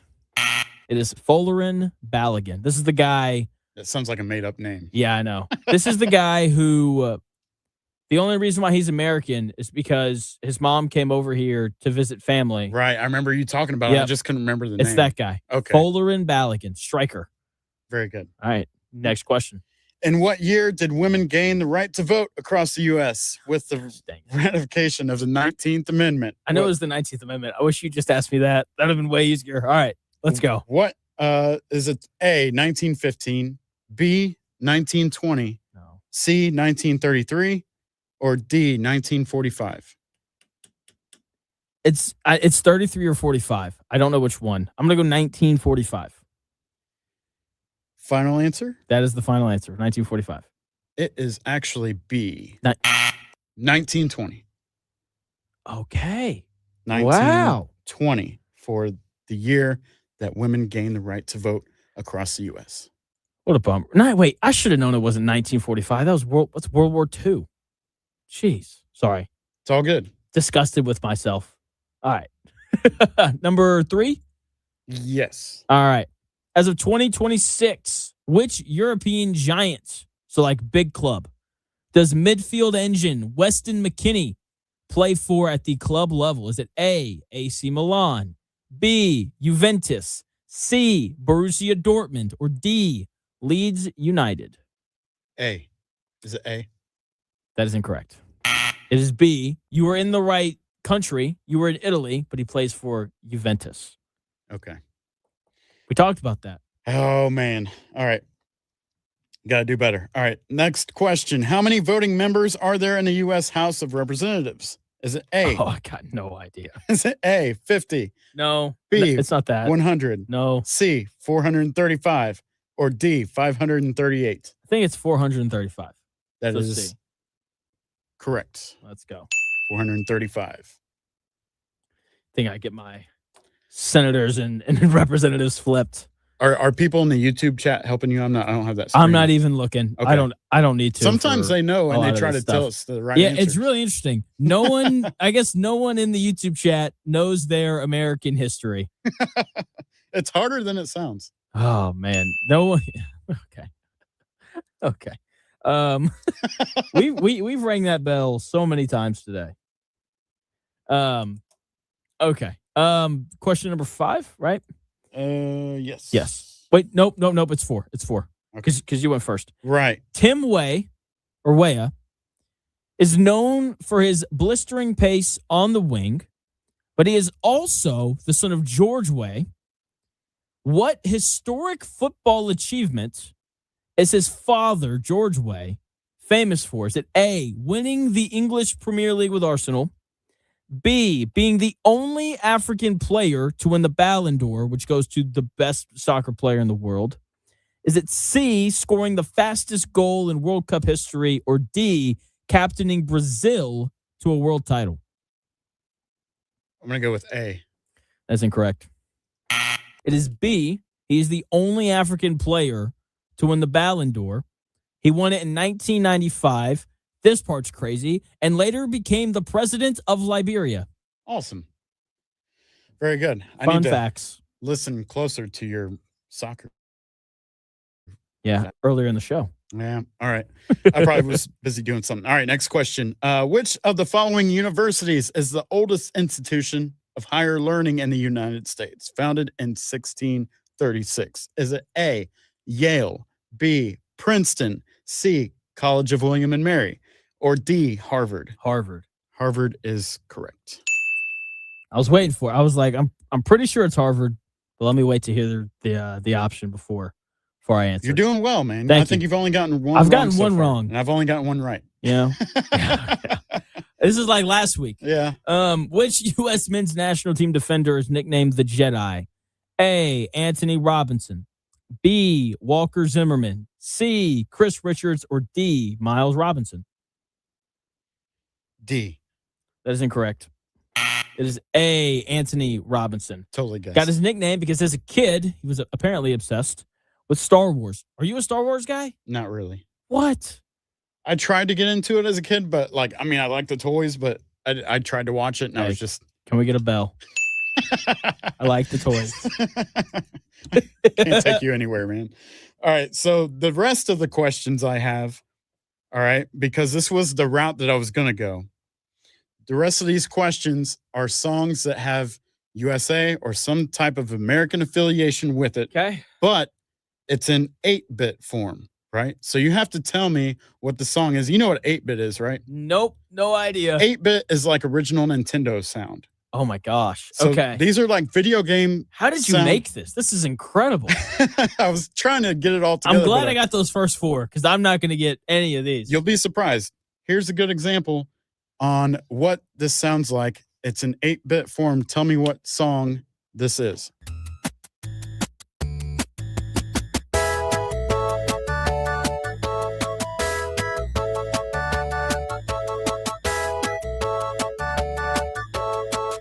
Do I get options? Nope, you should just guess because I didn't make up options. Oh, you didn't? I didn't. I have no idea. But this is to tell you how American you are because you should know these songs. Yeah, I have no idea. But you're not going to even try to guess. I don't even know. I'll give you a hint. Okay. He is from Indiana. That doesn't help me. Okay. Question. Okay. Since it's not multiple choice, can I pull up a list? Sure. Is that allowed? Okay. I want to be sure. So I need like a list of songs about the United States? About or mentions, the US. And this would have been like a perfect 10 for 10 for me had I had 10 ready, but I only got 5. So yeah. All right. Let's go with this website, I guess. It's not Born in the USA. Just give me one answer. Let's go Rock in the USA by John Cougar Mellencamp. It's because I told you he was from Indiana. Yeah, that helped. Right, that's correct. That helped quite a bit.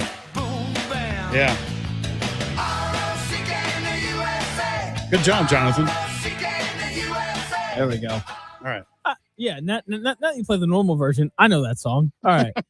All right, number 6 for me. Before moving to AC Milan, Captain Christian Pulisic won the prestigious UEFA Champions League title with which English club? A. Manchester City. B. Liverpool. C. Chelsea. Or D. Tottenham Hotspur. Is it Liverpool? No, that's incorrect. Man. It is C. Chelsea. 2021, coming off the bench, getting it done for the Blues. Yeah, I don't know any of these. Yeah, sorry. That's okay. You ready for your next song challenge? I am. All right, here we go. Yeah, okay, that was easy. This is Born in the USA by Bruce Springsteen. Yeah, that one was easy. Yep. All right. You could have gone USA. a perfect 10 out of 10 had you got that one question right. I know. But yeah. I mean, I may not get the other ones. Let's just right. be honest about it. You're doing good, man. I may miss all the other ones. It's very possible. All right. Next question here. Question number 7. Which young U.S. men's national team midfielders' parents both played professional sports? His father, Claudio, we've talked about Claudio before, being a U.S. men's national team legend, and his mother, Danielle, a former U.S. women's national team player. Okay. Is it A, Brendan Aronson, B, Eunice Musa, C, Malik Tillman, or D, Gio Reyna? There you go. Gio Reyna. Good job. Did you know that one? It was partial guess, partial memory. It's like it kind of rung a bell when you said the name. There you go. So, all right. Just all right. Couple songs left. And we're in the middle of dueling trivia right now if you're just tuning in. Yeah. Like what? Dueling trivia. But the goal is to make the trivia so hard the other person can't get any right. Jonathan's clearly winning Yeah, this I'm one. up 6-2 right now. Here we go. Oh, I know this.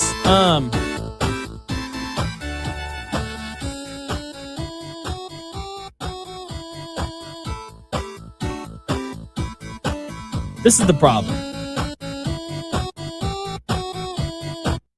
This is the problem. Okay. I know music. I just don't know the names of songs or who sings them. I've heard that song. I have no idea. I have failed at giving you multiple choice, I know. I have no idea. but think wrestling. Try that. Like WWE wrestling? Sure. You know that doesn't help me. Okay. Well, you're going to just take the X on I'll this just take one. the X on All this right. one. Very good. This was There it is. Hulk Hogan. And I think it's Rick Dillinger. Okay. America. All right. Okay. There you go. All right. Number 8, I believe.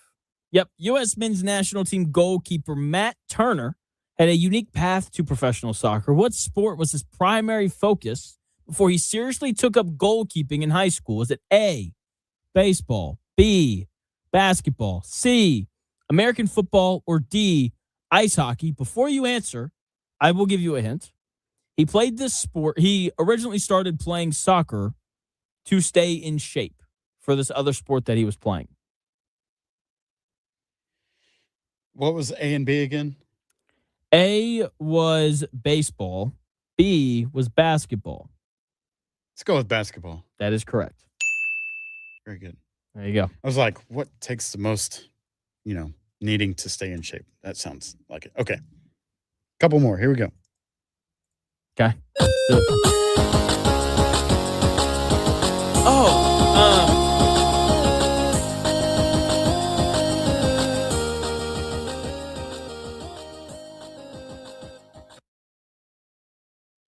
Oh man, I know that song. Again, not really patriotic, but some sort of reference to our nation is in the song. I don't know then. I'm trying to think. I don't know. I'm not even gonna act like I know. No Okay. clue. That's okay. We're just gonna go with American Idiot Oh, I know from the Green song. Day. Yeah. Okay. There you go. All right. There you go. All right. 2 more for you. Midfielder Yunus Musa was eligible to play for 4 different countries before choosing the U.S. Which of the following was not one of his eligible nations? Was it A, Ghana, B, Italy, C, England, or D, Germany? What was the guy's name again? His name is Yunus Musa. Let's go with Germany. That is correct. Nice. That is Strong correct. finish. That's what I'm going That, for. by the way, that means he chose to play for America over Italy and England and Ghana. Yeah. Interesting stuff there. All right. So I'm up 6-4. Last one for you. This is 8-bit music. Guess what it is? This is my go-to karaoke song. Oh, yeah? Yeah, Party in the USA by Miley Cyrus. That is correct. Good job. How are you doing that, though? See, I put these together, and it was supposed to be all smooth, and then the program crashed. So I had like 5 other songs, but it didn't work out. That's incredible, though. But I can do stuff like that. I'm smart. I can press buttons. Nice. All right. Last one here. Last one here. All right. Which striker earned the nickname The Train during his breakout goal-scoring years in the MLS before moving to Europe? Is it A, Josh Sargent, B, Ricardo Pepi, C, Brandon Vasquez, or D, Jesus Ferreira? Let's go with C. That is incorrect. Man. It is Ricardo Pepi. He earned the nickname El Tren, or The Train, during his explosive rise through FC Dallas. So, Cool. best I've ever done. 7 out of 10 correct. Solid, man. You got Good show. 4 out of 10. I did okay. Yeah, that's solid. If we ran it all back, did it again, I would probably not even get 4. That's funny. I'm not good at tests, but thank you for playing. Hey, absolutely. Absolutely. Always a good time when we play dueling trivia here on the Real Jonathan Smith Show.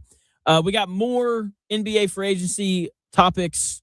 The U.S. men's national team playing tonight against Bosnia, but Kawhi Leonard is off to Toronto. What's crazy is the Raptors paid more for Kawhi this year than they did 8 years ago. I don't really love the trade. I don't think it puts them amongst the East elite. I'll tell you why in 3 minutes.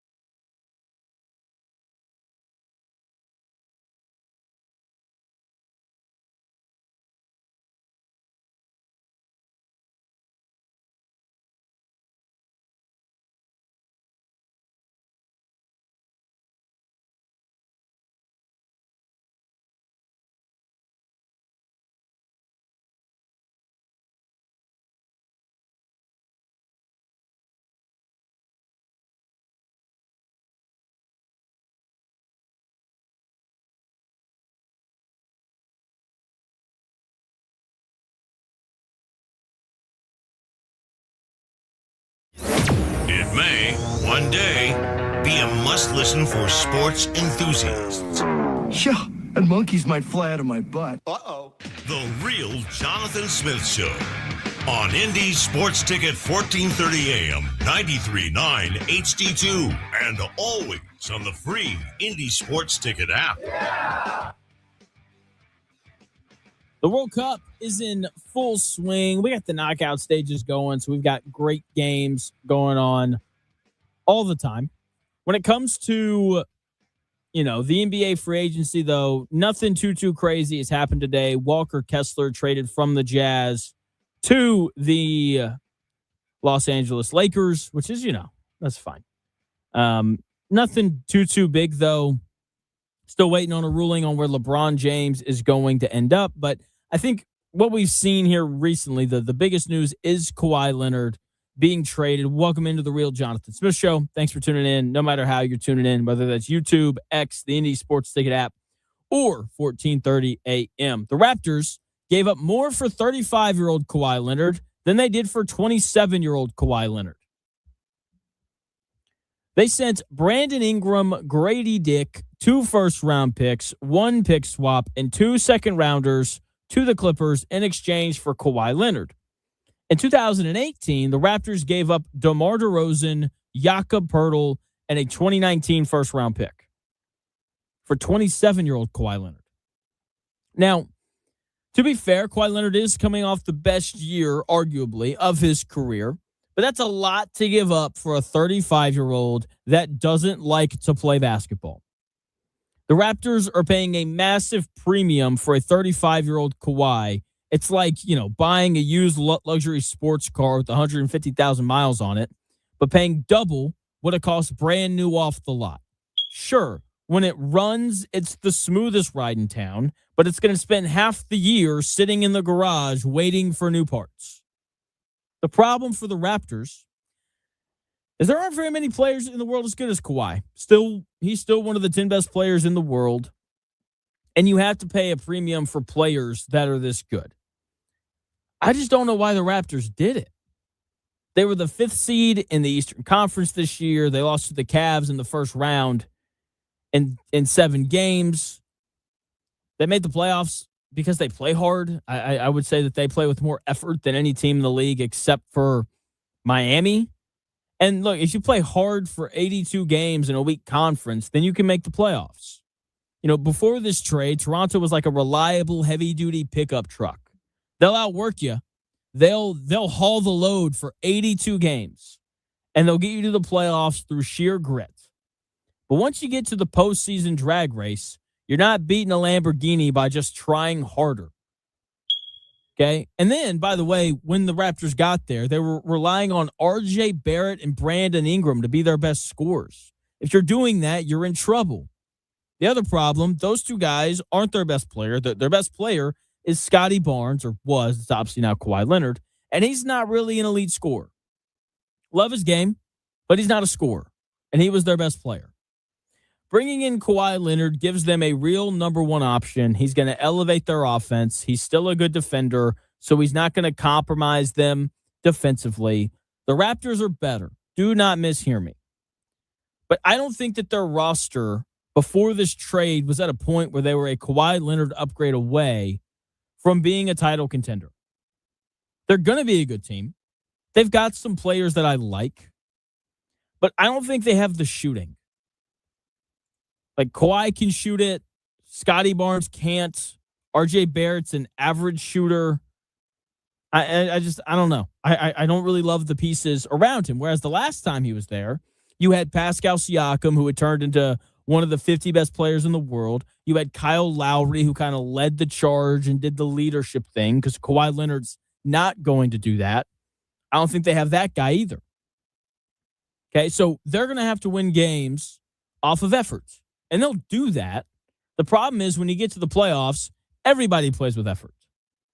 At some point, you have to have the talent to win.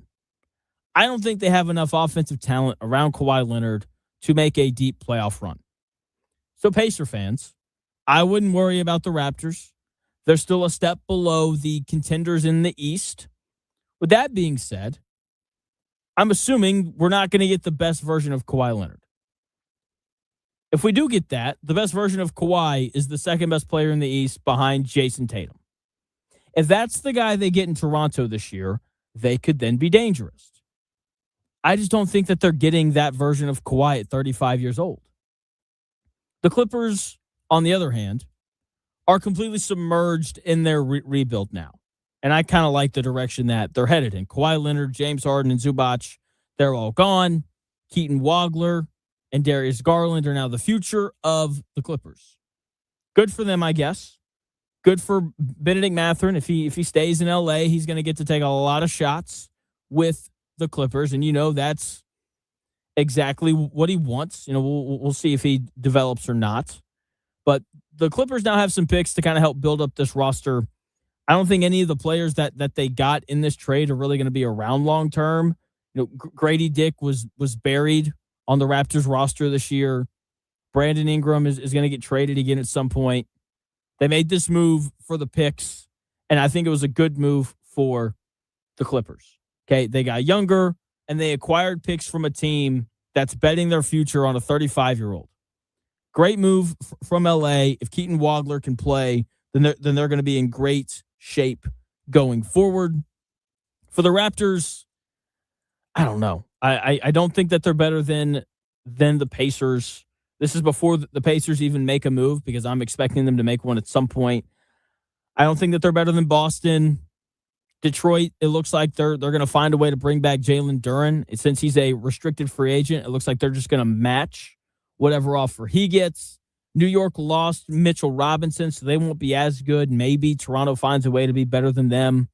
Cleveland, as much as I don't like James Harden, they'll be good in the regular season. I don't think Toronto's better than Miami right now either. So congratulations. All the Toronto Raptor fans are going to be all nostalgic, and they're going to think about, the shot that Kawhi Leonard hit over Joel Embiid to push them into the Eastern Conference Finals and how they won the title. And, they're going to bask in all that. Good for you. You can bask all you want. I don't think that you're going to win more games than the Indiana Pacers are this year. And, still not seeing anything from the Pacers. No Kelly Oubre deal. Nothing like that. We're still just kind of sitting around waiting. No Norm Powell. Nothing like that so far. Which, to be fair, I don't think that there's a guy out there that fills the need that the Pacers have right now. And because of that, I'm very content for the Pacers to just wait. Like why are you going and forcing something to happen when you don't need to yet? Let's see what this group looks like.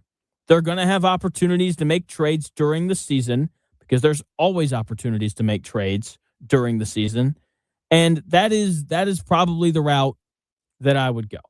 I wouldn't be in any sort of a hurry to make a move just for the sake of making one. If you're going to make a move, make sure that it's for the right person.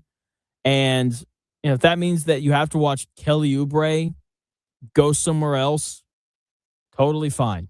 Let Kelly Oubre go somewhere else. He's not, I don't think that he's going to be the difference between the Pacers making a run in the playoffs versus not. I like Oubre. He can't really shoot, but, he's a guy who can attack a closeout and he can really guard. So I like those two aspects of it. I just wish he shot the ball a little bit better. So we'll see how it goes for the Pacers. But again, if they don't make a move during free agency, it is not the end of the world. Hey, I meant to ask you yesterday, what do you think about the Cam Jones and getting waived by the Bulls? He got already? waived immediately. Yeah. Yeah, look, the whole point of the trade, I'm very on the record. I don't think Braden Smith's going to be very good in the NBA. But the point of the trade was getting off of Cam Jones because he's not very good. And, maybe Braden Smith can be an end of the bench guy. Cam Jones couldn't even be that. So maybe that happens. We'll see. That was really quick though.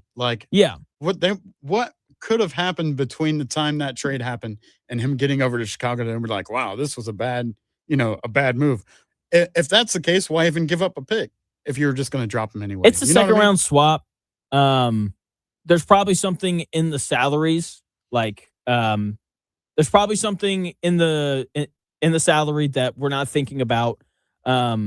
You free up a roster spot, so you can sign a guy like Norm Powell, which they did today.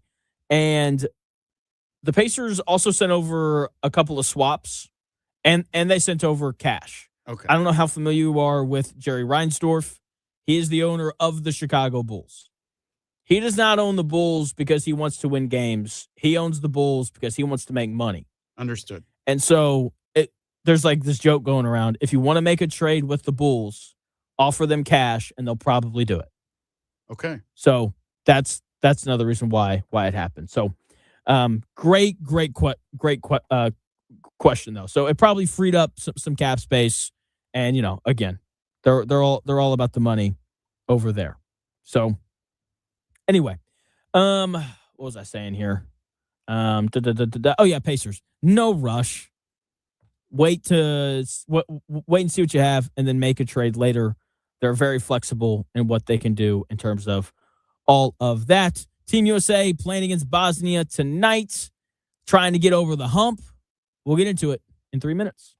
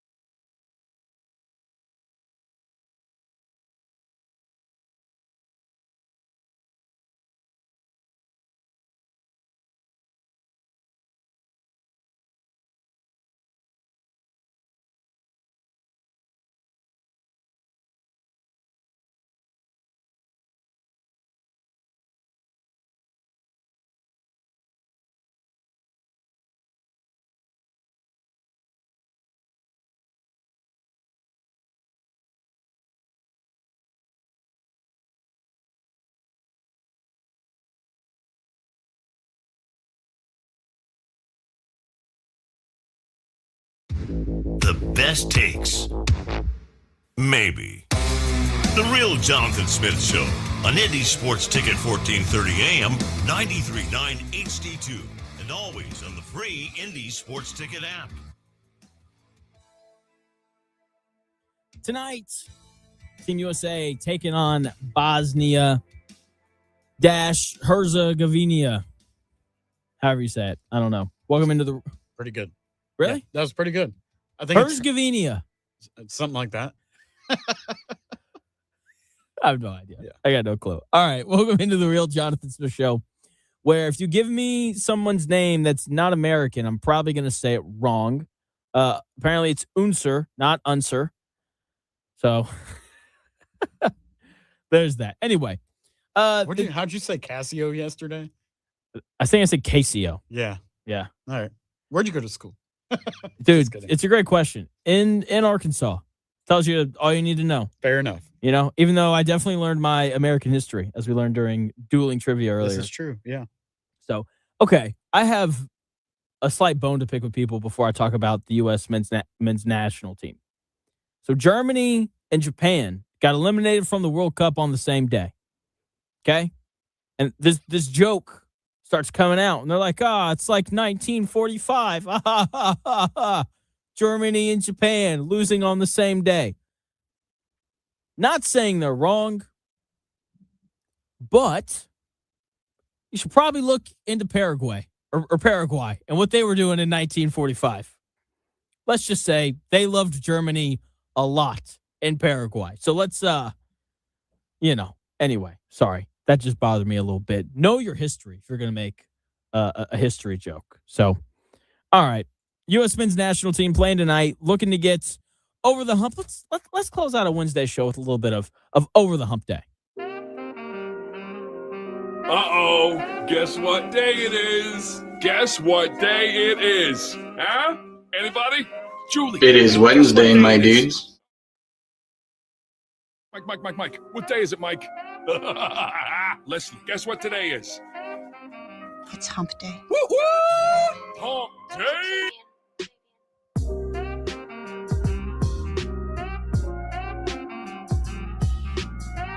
No, as a coach, I gotta get us over that hump. I gotta get them comfortable, knowing that you're gonna be in close games and you gotta make plays coming down the home stretch. I mean, in the tournament, we were right there. I just didn't get them over the hump, man. And that's something that I live with every day of my life. Because I truly believe that was the team to really make some noise and get to the finals, and I just couldn't get them over the hump. Mike Woodson and his never-ending struggle with the hump. Me. Never mind. We're gonna have to make you this already bell. knew where I was going. We're gonna have to make this bell more accessible. It's like I can't search for it all the time. You knew where I was going with that. Yeah. Yep. Didn't even have to say it. All right. So if U.S. men's national team wins the game tonight, what does it mean? The answer is absolutely nothing. Okay, tonight, Team USA will just be another step closer to getting over the hump. If they win, this will be their fourth consecutive World Cup where they've reached the round of 16. But here's the thing.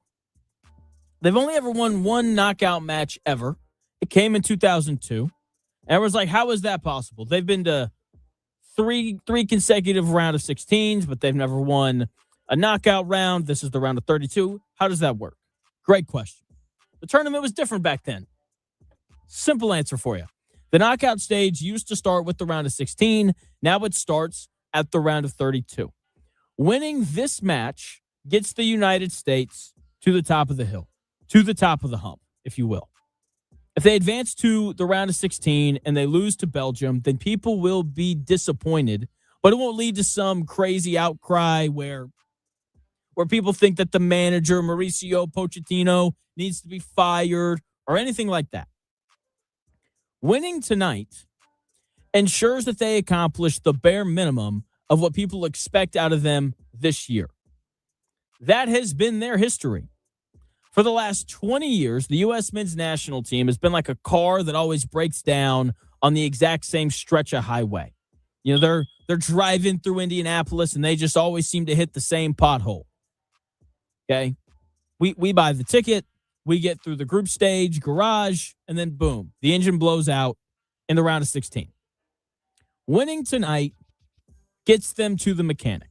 Beating Belgium on Monday is them finally buying a new car. Belgium or Senegal, whoever wins that game, probably going to be Belgium, but hey, we'll see. The U.S. soccer team has a very long history of getting out of their group and then they lose. That is who they've been in the modern era of United States soccer every year except for 2002. Getting back to the round of 16 is expected this year, just like every other year of U.S. soccer. Do that, and you're at the top of the hump. Win 2 knockout games, then you're over the hump. That gets you to the quarterfinals. You'll be the first team since 2002 to make the quarterfinal. Anything can happen at that point, because at that point, you're probably playing Spain. But here's the thing. If Paraguay can beat Germany, we can absolutely beat Spain. Okay? They've got to take care of business tonight, though, before we get to that point. Okay? Reach the round of 16, get to the top of the hump, then beat Belgium on Monday to completely get over it. That's the path for the U.S. men's national team, and they are more than good enough to make it happen. But it all starts tonight. They have to score goals because this Bosnia team, they've scored they've scored a goal in every match that they have played thus far. Okay? They're very good on set pieces. They're the tallest team in the tournament this year. On average, they've got about 3 inches on Team USA. 3 inches, that's a lot. Just, want to put that out there. And Chris is shrugging. And so they have to be good defensively when they're defending, the crosses into the box. They need to do a good job of not allowing corner kicks in general, which they did a great job of through the group stage. When you look at their 3 group games, they only allowed 7 corners. That was it. Okay, so it all starts tonight. They have a real opportunity to really make soccer a thing in the United States. I was listening to a podcast this morning. I don't know how true this is, but hey, I heard it online, so it must be true. Apparently, England is poorer than Mississippi. Don't know how that works, but apparently that's true. Mississippi, one of the poorer states in America. And, there's been a lot of talk about the MLS here recently. And when you look at America, like owning a sports team is cool. Like Will Ferrell owns LAFC, an MLS team. Ryan Reynolds owns a team in Europe that's slowly marching up the ranks in European soccer and those kinds of things. And so if Team USA goes on a run here, I would not be surprised at all to see the MLS get a little bit of a kick, no pun intended, in terms of its popularity and its ability to bring players over. Because ultimately, the reason why all the best players play in Europe is because all the teams in Europe fork out the most amount of money. That is why, all those teams are going over there. Whereas when you look at the MLS, if an increase in the appeal of soccer happens, then that is going to allow these MLS clubs to make more money. They can go buy better players like Lionel Messi, who currently plays for Inter Miami. So there's a lot on the line here just with soccer in general in the world, in America, right? I think it would be beneficial. I believe that they play in the fall or their season kind of waivers. I think it'd be very beneficial to the MLS if they move that to the spring so that they're not competing with college football and the NFL. So if the U.S. men's national team goes on a run, expect for there to be a little bit of a soccer boom. The only way it happens, though, is if they win tonight against Bosnia. I like them to win 3-1. I believe Chris said 2-1 earlier in the show. I think Balogun gets a goal tonight, and I think Pulisic finds the back of the net as well. I think Pulisic plays at a really high level. Should be very well rested. Team USA was able to rest all their key guys in that final group stage match against Turkey. So they're revved up. They're going to be ready to go. And I really like Team USA to win tonight, 3-1 over Bosnia. There it is. So Senegal and Belgium, they play at 4.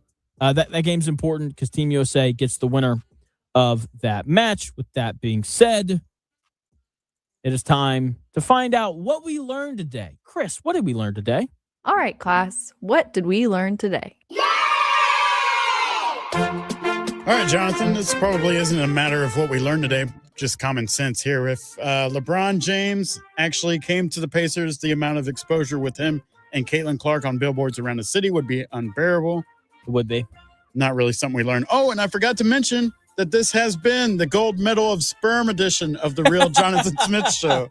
I forgot. That's how I forgot we talked about that. Man. We opened the show. There you go. We also learned that climbing the Empire State Building to propose to your girlfriend is probably the coolest and the dumbest thing I've ever seen at the same time. I don't know. I think my proposal to Amelia down on the down at the canal downtown was right up there. As far as what? As far as the best ways to propose to your girlfriend. Oh, yeah. Good answer. That is correct, Thank sir. you. Thank All you. right. We also learned that creating a wall in soccer to block a shot can include a player lying on the ground in case everybody jumps. Yes. I'm still trying to understand that one, but it looked funny. If they lay down, everybody on the wall is going to jump. Okay? Because look. Do they have to jump? No, they don't have to. Then why is he laying down? Because if they So don't weird. jump, okay. If they don't jump, he'll kick it over the wall and he'll curve it in. Right. So if the guy behind them lays down and they jump, he can't kick it under the wall. Or under their feet when they jump. Yes. Is that okay? Yeah, when I say under the wall, I mean under their feet when they jump. Got it. Okay. It just looked silly. It does look funny. It is. I was confused. All right. We also learned that England probably only won today because they're playing indoors with AC. That's right. We learned that Sir Harry Kane is actually a pretty cool name. Sir, is it Sir Harry Kane or is it just Harry Kane? I think he was knighted, so I think it is technically Sir. Yes. All right, very good. We also learned that Jonathan does a pretty good impression of Kawhi Leonard's laugh and could be related to Jay-Z. Yes. Pretty very good. good. And last but not least, Jonathan does talk to his wife in analogies, and we need Amelia to call and confirm that, and that will happen soon. That is what we learned today on the Real Jonathan Smith Show. Yeah, we had that conversation this morning before I left.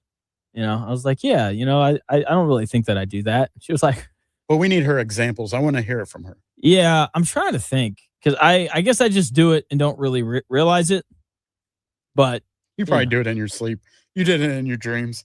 You're like, maybe I did it in her dreams. Maybe, yeah, possible. Very, very, very possible. Very good. Oh man. Yeah, dude, the idea of women competing for great athlete sperm that might be the best idea we've ever had on the show. That's an incredible idea. If you missed it, the podcast episode or whatever the version of the show will be up on X here shortly. Yeah, it'll be up on X. You can go find it on Spotify, Amazon. For some reason, it won't upload to Apple. I need to figure that out. But if you do want to listen to somewhere other than like the Omni website, you can go and check it out at Spotify. If you want to head over there, subscribe to it. Just search The Real Jonathan Smith Show, and it should pop up. Yeah, great stuff today. Great show. We're riding with the USA tonight. I might have to go old school tonight. So when I was in college, anytime there was a big college football game on, I would go out, I would order in food and just like chow down while the game was going on. Might have to do that tonight. I'm pretty psyched for what's going on. USA wins tonight, assuming that they're going to win tonight. When would be the next game? Monday night. Monday night. Against the winner of the 4:00 game between Belgium and Senegal. Got it. So the other game today at 4 has some meaning to it as well. It does. It'll More tell than you just the World Cup. It'll tell you who Team USA is playing. That's also our match of the day. It should be a good one. Got it. Two very evenly matched teams. With that being said, we would rather play Senegal compared to Belgium. That's gonna do it here on The Real Jonathan Smith Show. Thank you so much for tuning in. No matter how you tuned in, YouTube, X, the Indie Sports Ticket app, or 1430 AM. We're back on the air tomorrow starting at noon. We'll have Colt Booth joining us to talk about the game tonight. And yeah, maybe Tony East as well. We'll see. But that is the plan for the show tomorrow. We'll talk to you starting at noon. See ya.